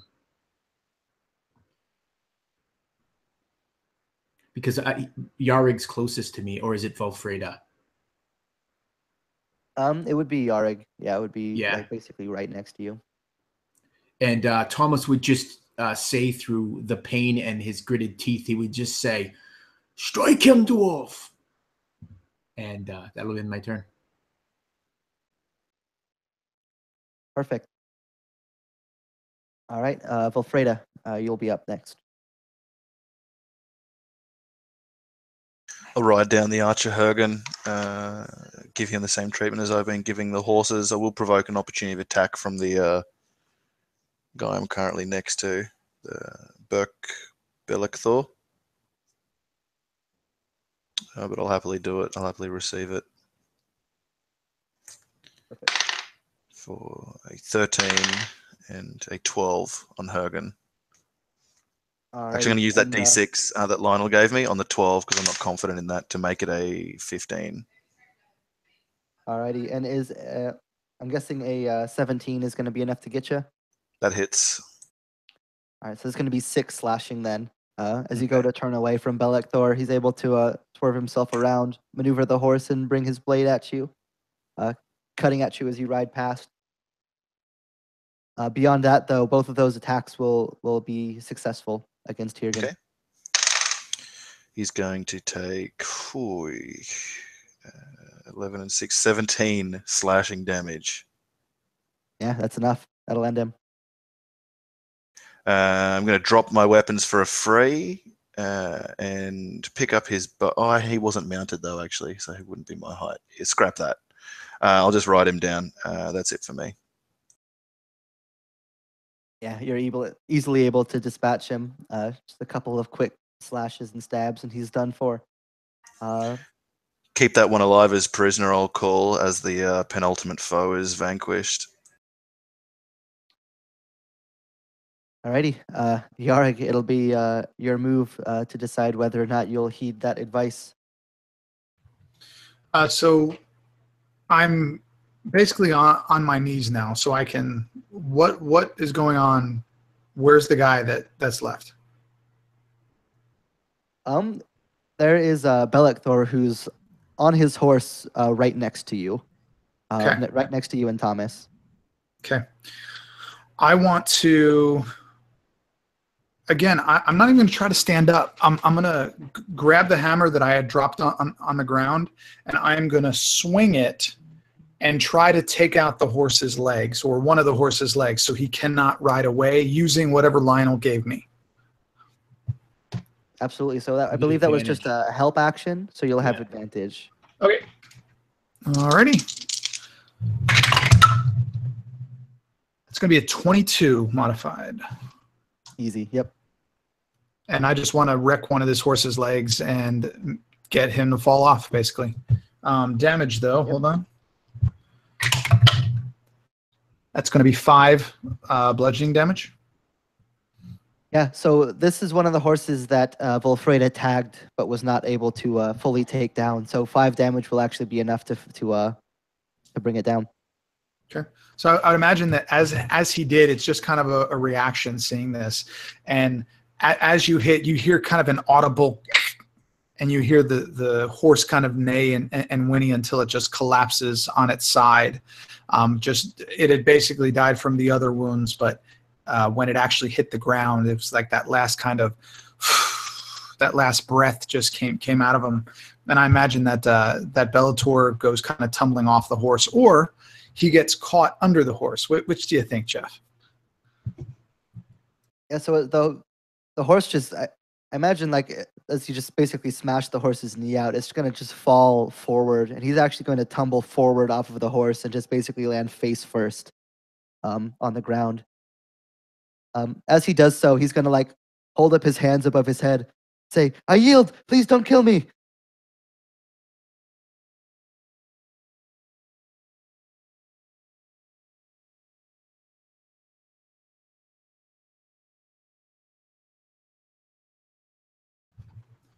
And I would just kind of hold the warhammer up and just kind of stare at him, but I wouldn't do anything. Since the last foe's yielded, I'm going to ride off and capture the 2 live horses. They'll be handy for us. Absolutely. And then I'm sure we'd have some rope or something like that. If not, we'll grab some ripped clothes from the dead and tie this guy up and scour the battlefield. Yeah, you guys are pretty well supplied. The king would have given you plenty, so a rope is by no means a tough ask. Alrighty, and with that, it sounds like you guys are planning on keeping him alive. We'll go ahead and get to that after a short break. No! This is yeah. So, yeah, since this is a trilogy, it's probably going to be a little bit shorter sessions than a one shot, but I think we still got a little bit to go. Maybe about 40 minutes. So we'll take a quick 3-minute break, get what you need done, and then we'll be right back. Sounds good.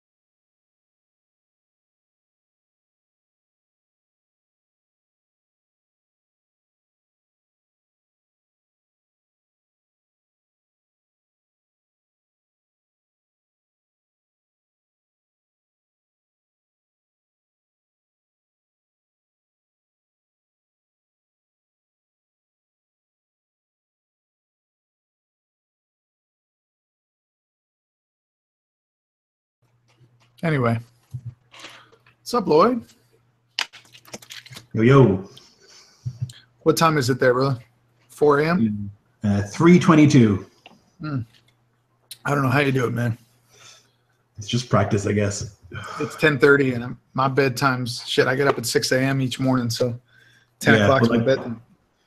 I guess it's just like a lifestyle thing because I get up late and so and my job isn't like in the day. Mostly it's in the evening. That's why I really dig those Sunday morning games. It works really well for me, and super it's nice not and- dark for you. Yep. Shit, when was the last one? 6 weeks ago? 2 months ago? God knows. Yeah, I Long mean, time it's ago. been like It was a a while whole ago. natural disaster and everything since.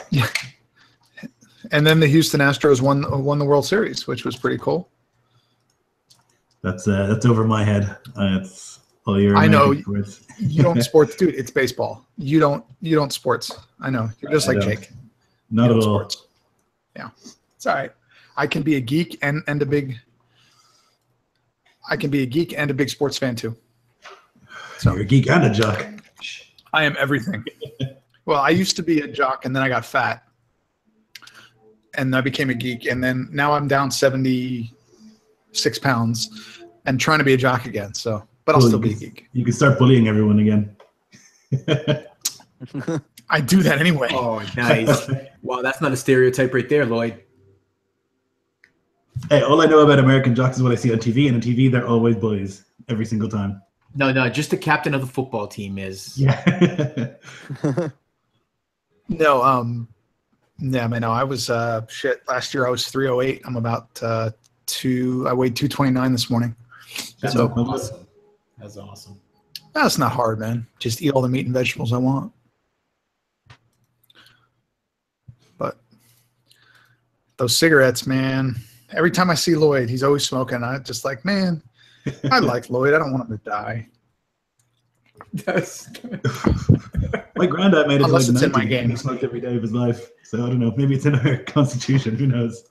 some people are genetically just more resilient. That's what they're for. Well, they are predisposed to tolerance sure. for drinking, so. You know, Jeff was like, "Oh, we're gonna have a three-minute break. Quick, your last, Jeff." I'm here.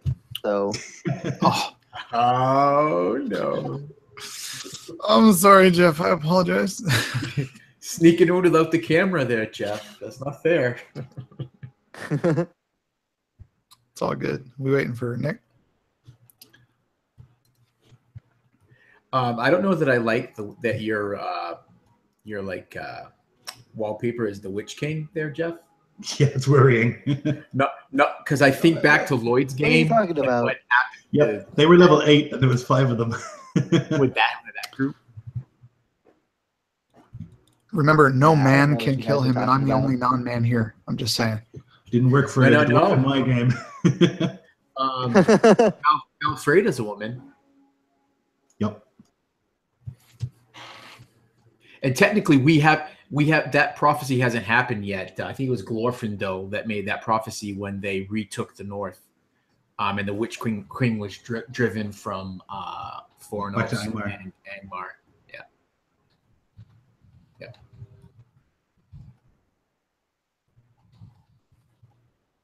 All right, do we have everybody? I'm not sure if Nico is back yet or not.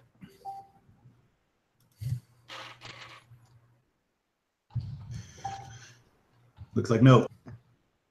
Looks like no.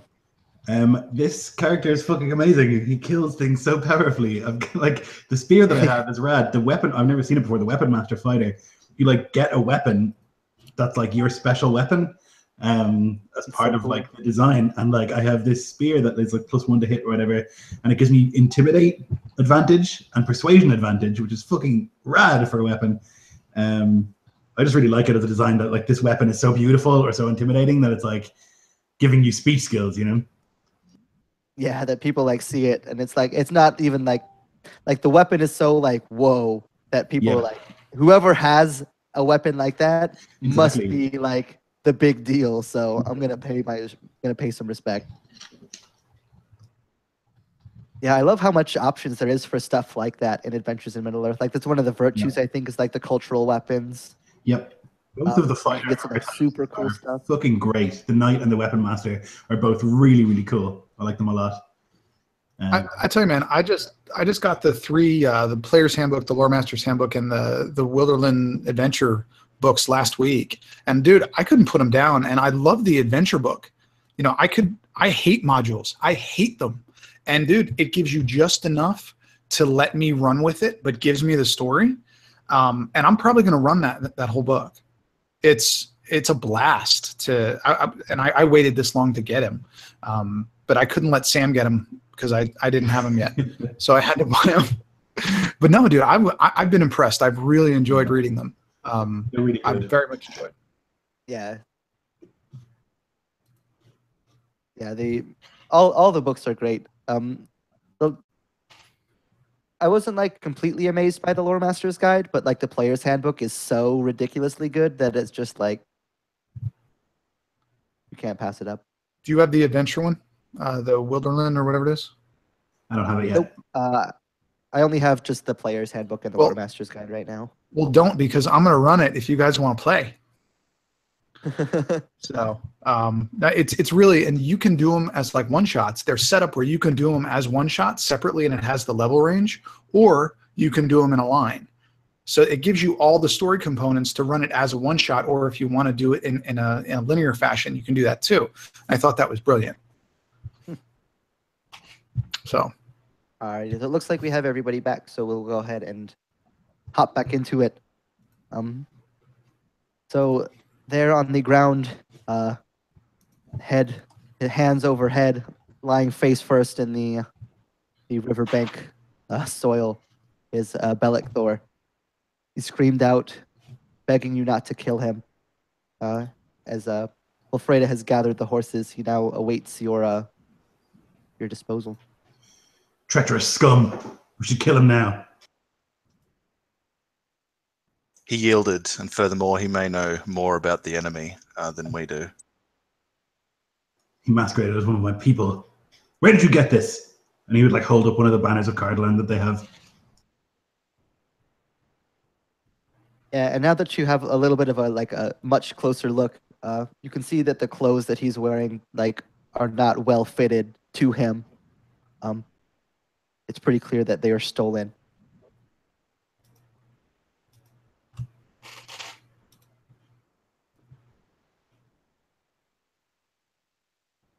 Philander would realize that he is not helpful in the situation. He's too angry at the implications that they have obviously killed men of his city and stolen their things and are now going around being bandits or whatever it is. So he would just step away from the interrogation because he knows he's going to do something that's not helpful. And Bellic Thor just kind of cowers underneath the voice of the knight. Please don't hurt me. I can answer whatever you want. Thomas would kind of drop his shield. His shoulders aching from where he got cut by a sword.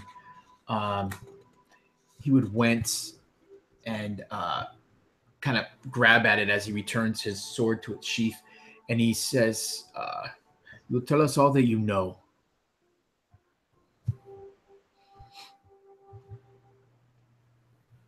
Who's Whatever you want. the Ask master and you I'll speak answer. of? What is your master's name?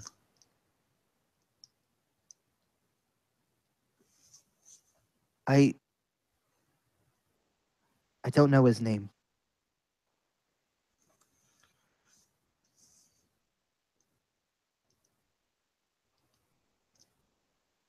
You enact brigandry in the name of a nameless stranger who rules Rudar? If you saw what he did, you would serve him too, name or not.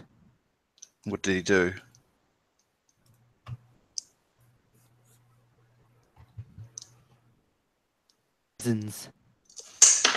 Dozens of men. By himself.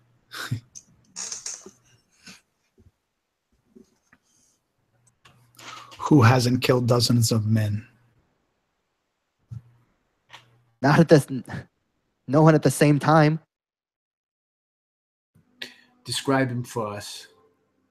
And Thomas would start having this sinking feeling. I've never seen his face. Keeps it shrouded. I've only seen him that one time. His minions give orders. And his minions told you to take us prisoner?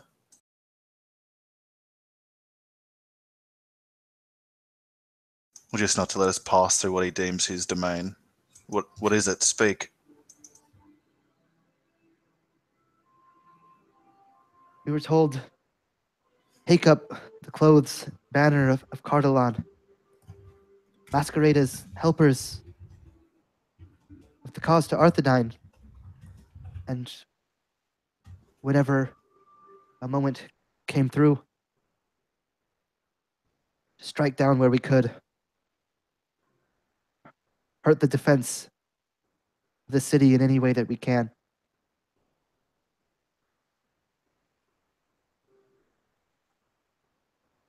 You're doomed. You cannot win this fight. I've seen his forces. Yes, we are all doomed.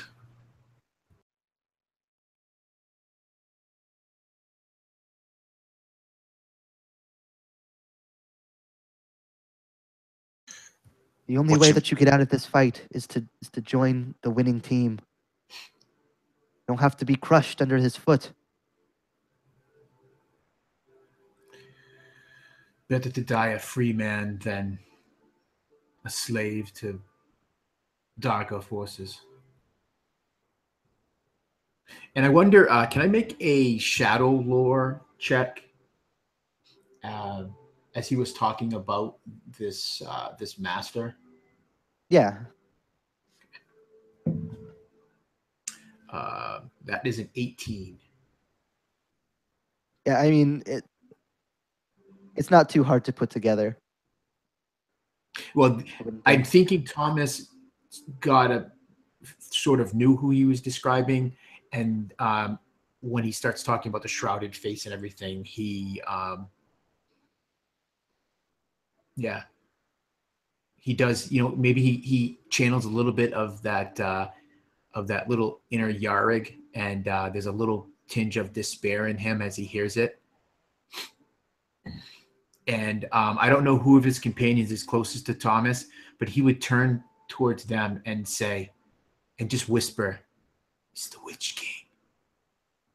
He serves the Witch King."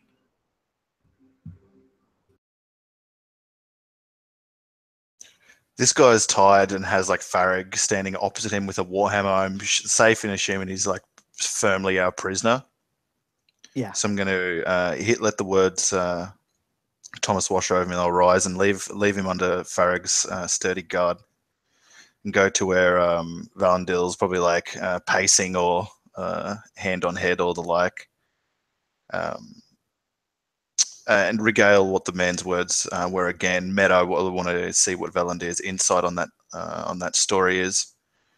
But also, after I gauge his reaction, I'm going to say, we cannot risk him, the enemy, knowing that we are traveling to Isengard. But he yielded, so we must keep him alive. And like feign an argument with Valandil. No, you're right. He did yield. And if we cannot stick to those rules, then we're no better than them. It's vital that they not learn that Isengard is our ultimate location. He'll say loudly. If we take his horses, he can but walk, and he's a fearful man broken by the Witch King or his minions. We'll be well on our way east by then. I bid you, please, noble lord, do not slay this man who has yielded, lest we make ourselves as base as the enemy. But you can see on her face, because I imagine her back's to the prisoner, that's like poison for her to swallow as she says that. The way that the Lord hates that they're masquerading as Culloden men, she hates that they are fighting for a fallen Rudar. But she realizes the greater picture, and so must swallow this bitter pill for the chance to throw off their scent. I'll not slay him, but he is a broken man. He'll be broken further before he leaves us. And I'll walk over and I'll just kick him in the knee and stand on his kneecap. Yeah, he's not able to resist. So yeah, he'll groan under the kick. And as you just like stand, your leg just pressing down on his knee. He'll just let out like just like an please no. I think Yarg would actually, once you kick him and he starts grumbling and groaning and yelling, I think he would just look up at you and smile, just a real big grin, very pleased with what you're doing. Thomas takes a much different opinion of of what you do. He takes a step toward you and puts a hand at the crook of your arm, and he says, "Lord, it's not right to torture a bound man such. You're right. He's given us the information he has. Leave him tied. Let him walk." If you can call such a thing a man. But you're right. He's yielded. And Valandiel will step away.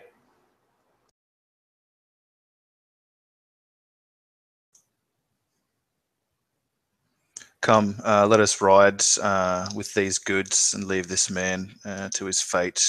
There may be further minions of the enemy watching, and then I'll look around as if phantoms are at my shoulder or back. But inevitably, my eyes will fall on the east, and that's where I'll try and spur the group to follow.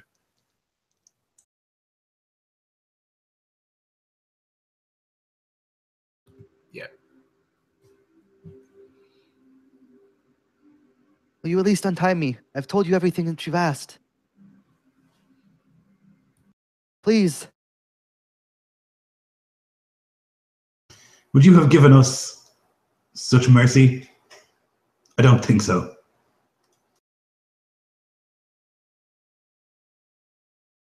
Thomas would walk up to the man he's on his knees, right? He's on his side now on the ground. He's been kicked over. Yeah, Thomas would help him up to his feet. And he would just look at him sternly and say, "That is all that we will do for you." And he would just shove him off in the direction to the east, back towards his homeland, Ruidar. Go. Join your lost people. And he would just kind of push him off that direction. Then go off and retrieve his shield.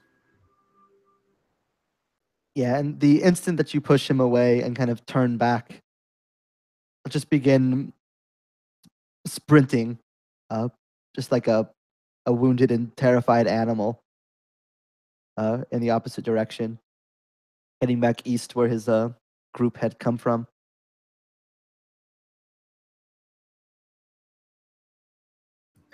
And as Thomas mounts up, he would say, "Quickly, we must move. We don't know how close his allies may be."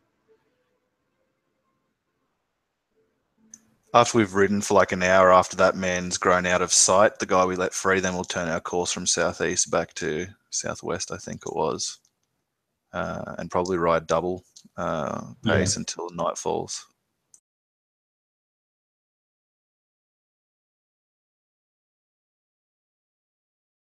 Yeah, absolutely. Yeah, he sprints off, eventually out of sight, and after it's become clear that he's long gone, you adjust your course.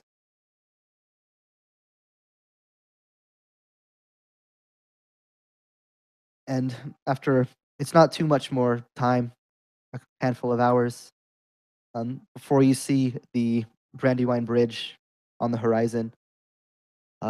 You would know, Thomas in particular, that to actually get to any civilization in the Shire is probably going to be about one more day's ride. But the bridge, you'd be able to make it there by nightfall.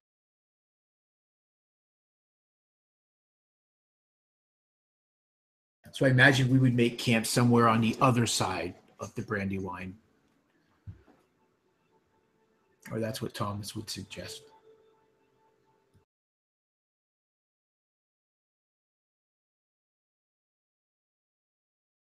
Yeah, we would ride hard to try and get across the bridge, I think, before nightfall, and then once we're on the other side, we can relax a little bit more. There's only one way across, and it would have to be near there that they would get across, for miles in either direction. So we should be a little bit safer there.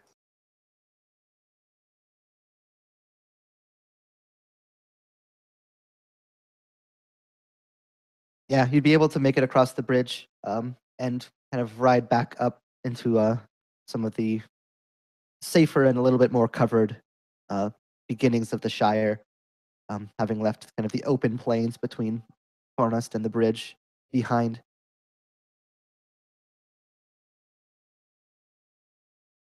And it sounds like you guys are going to be making camp through one more night. Yes, and same deal. I'll take first watch. Perfect. Are we able to expend hit die as we take this rest, Jeff? Yes, so this is not a safe haven, so you will not get a long rest, but you will get a short rest. So you'll be able to use your hit dice accordingly as normal. You guys will get a D6 from me as I tell a story of the fallen Forodrim through the night. Half to busy my mind away from like the murder through the day, and partly to stifle the fear of orcs coming in the night while we're weak. So she keeps her mind and mouth busy and tells these tales, and has a similar effect on our allies. We'll receive an extra D6 on top of the regular hit dice we get to roll. Awesome.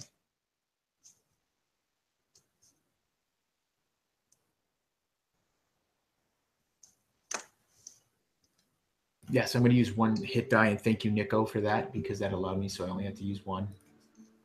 And I'll get all my hit points back.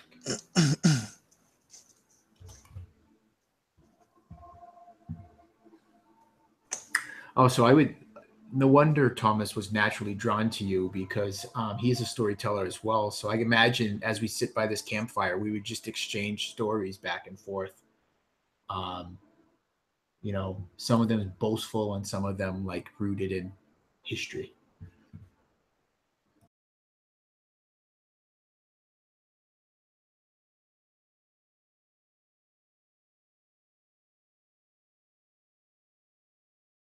Perfect. You guys are able to make camp kind of calmed by these tales of these heroic deeds and groups of the past.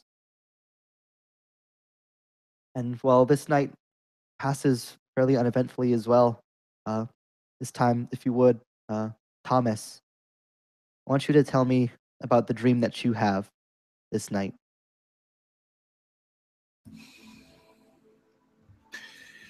Well,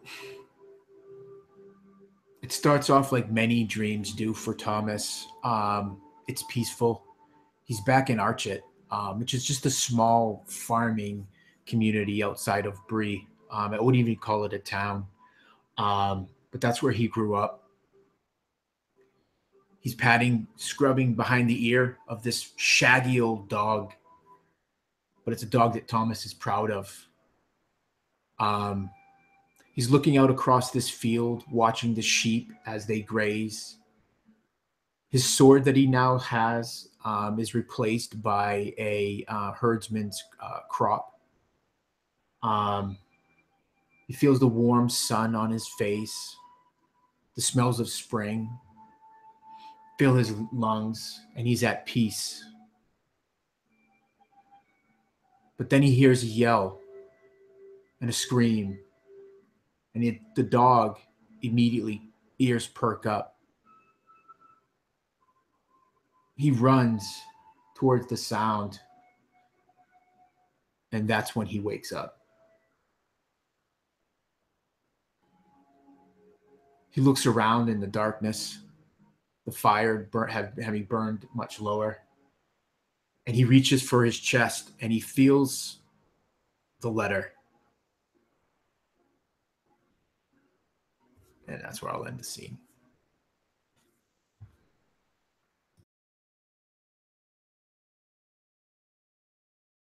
Awesome. And you can take a point of inspiration as well.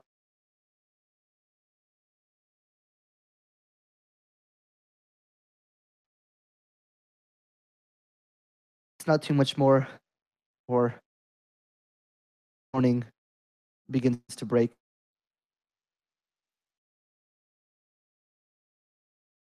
And who do you think would be the first one that would wake up in the morning?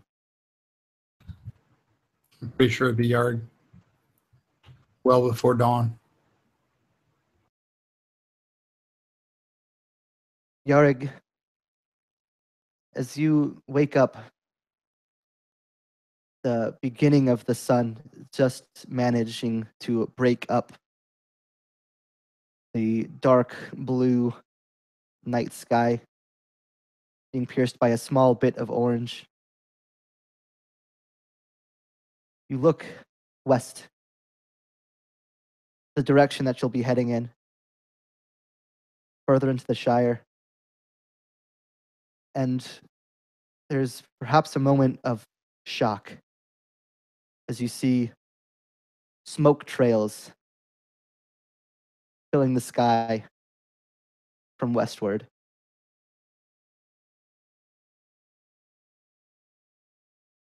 And that is where we'll end part 1 of The Fall of Arnor. Yeah. Cool. Lionel, you Awesome. bastard. I know you don't like hobbits, Jeff, but really? Oh no, not the Hobbit was secretly. I'm just like rubbing my hands in glee. I'll say the This same is- thing as before. We must think of the quest. It's more important Yeah. quickly. So Right. Am I the only one who likes hobbits?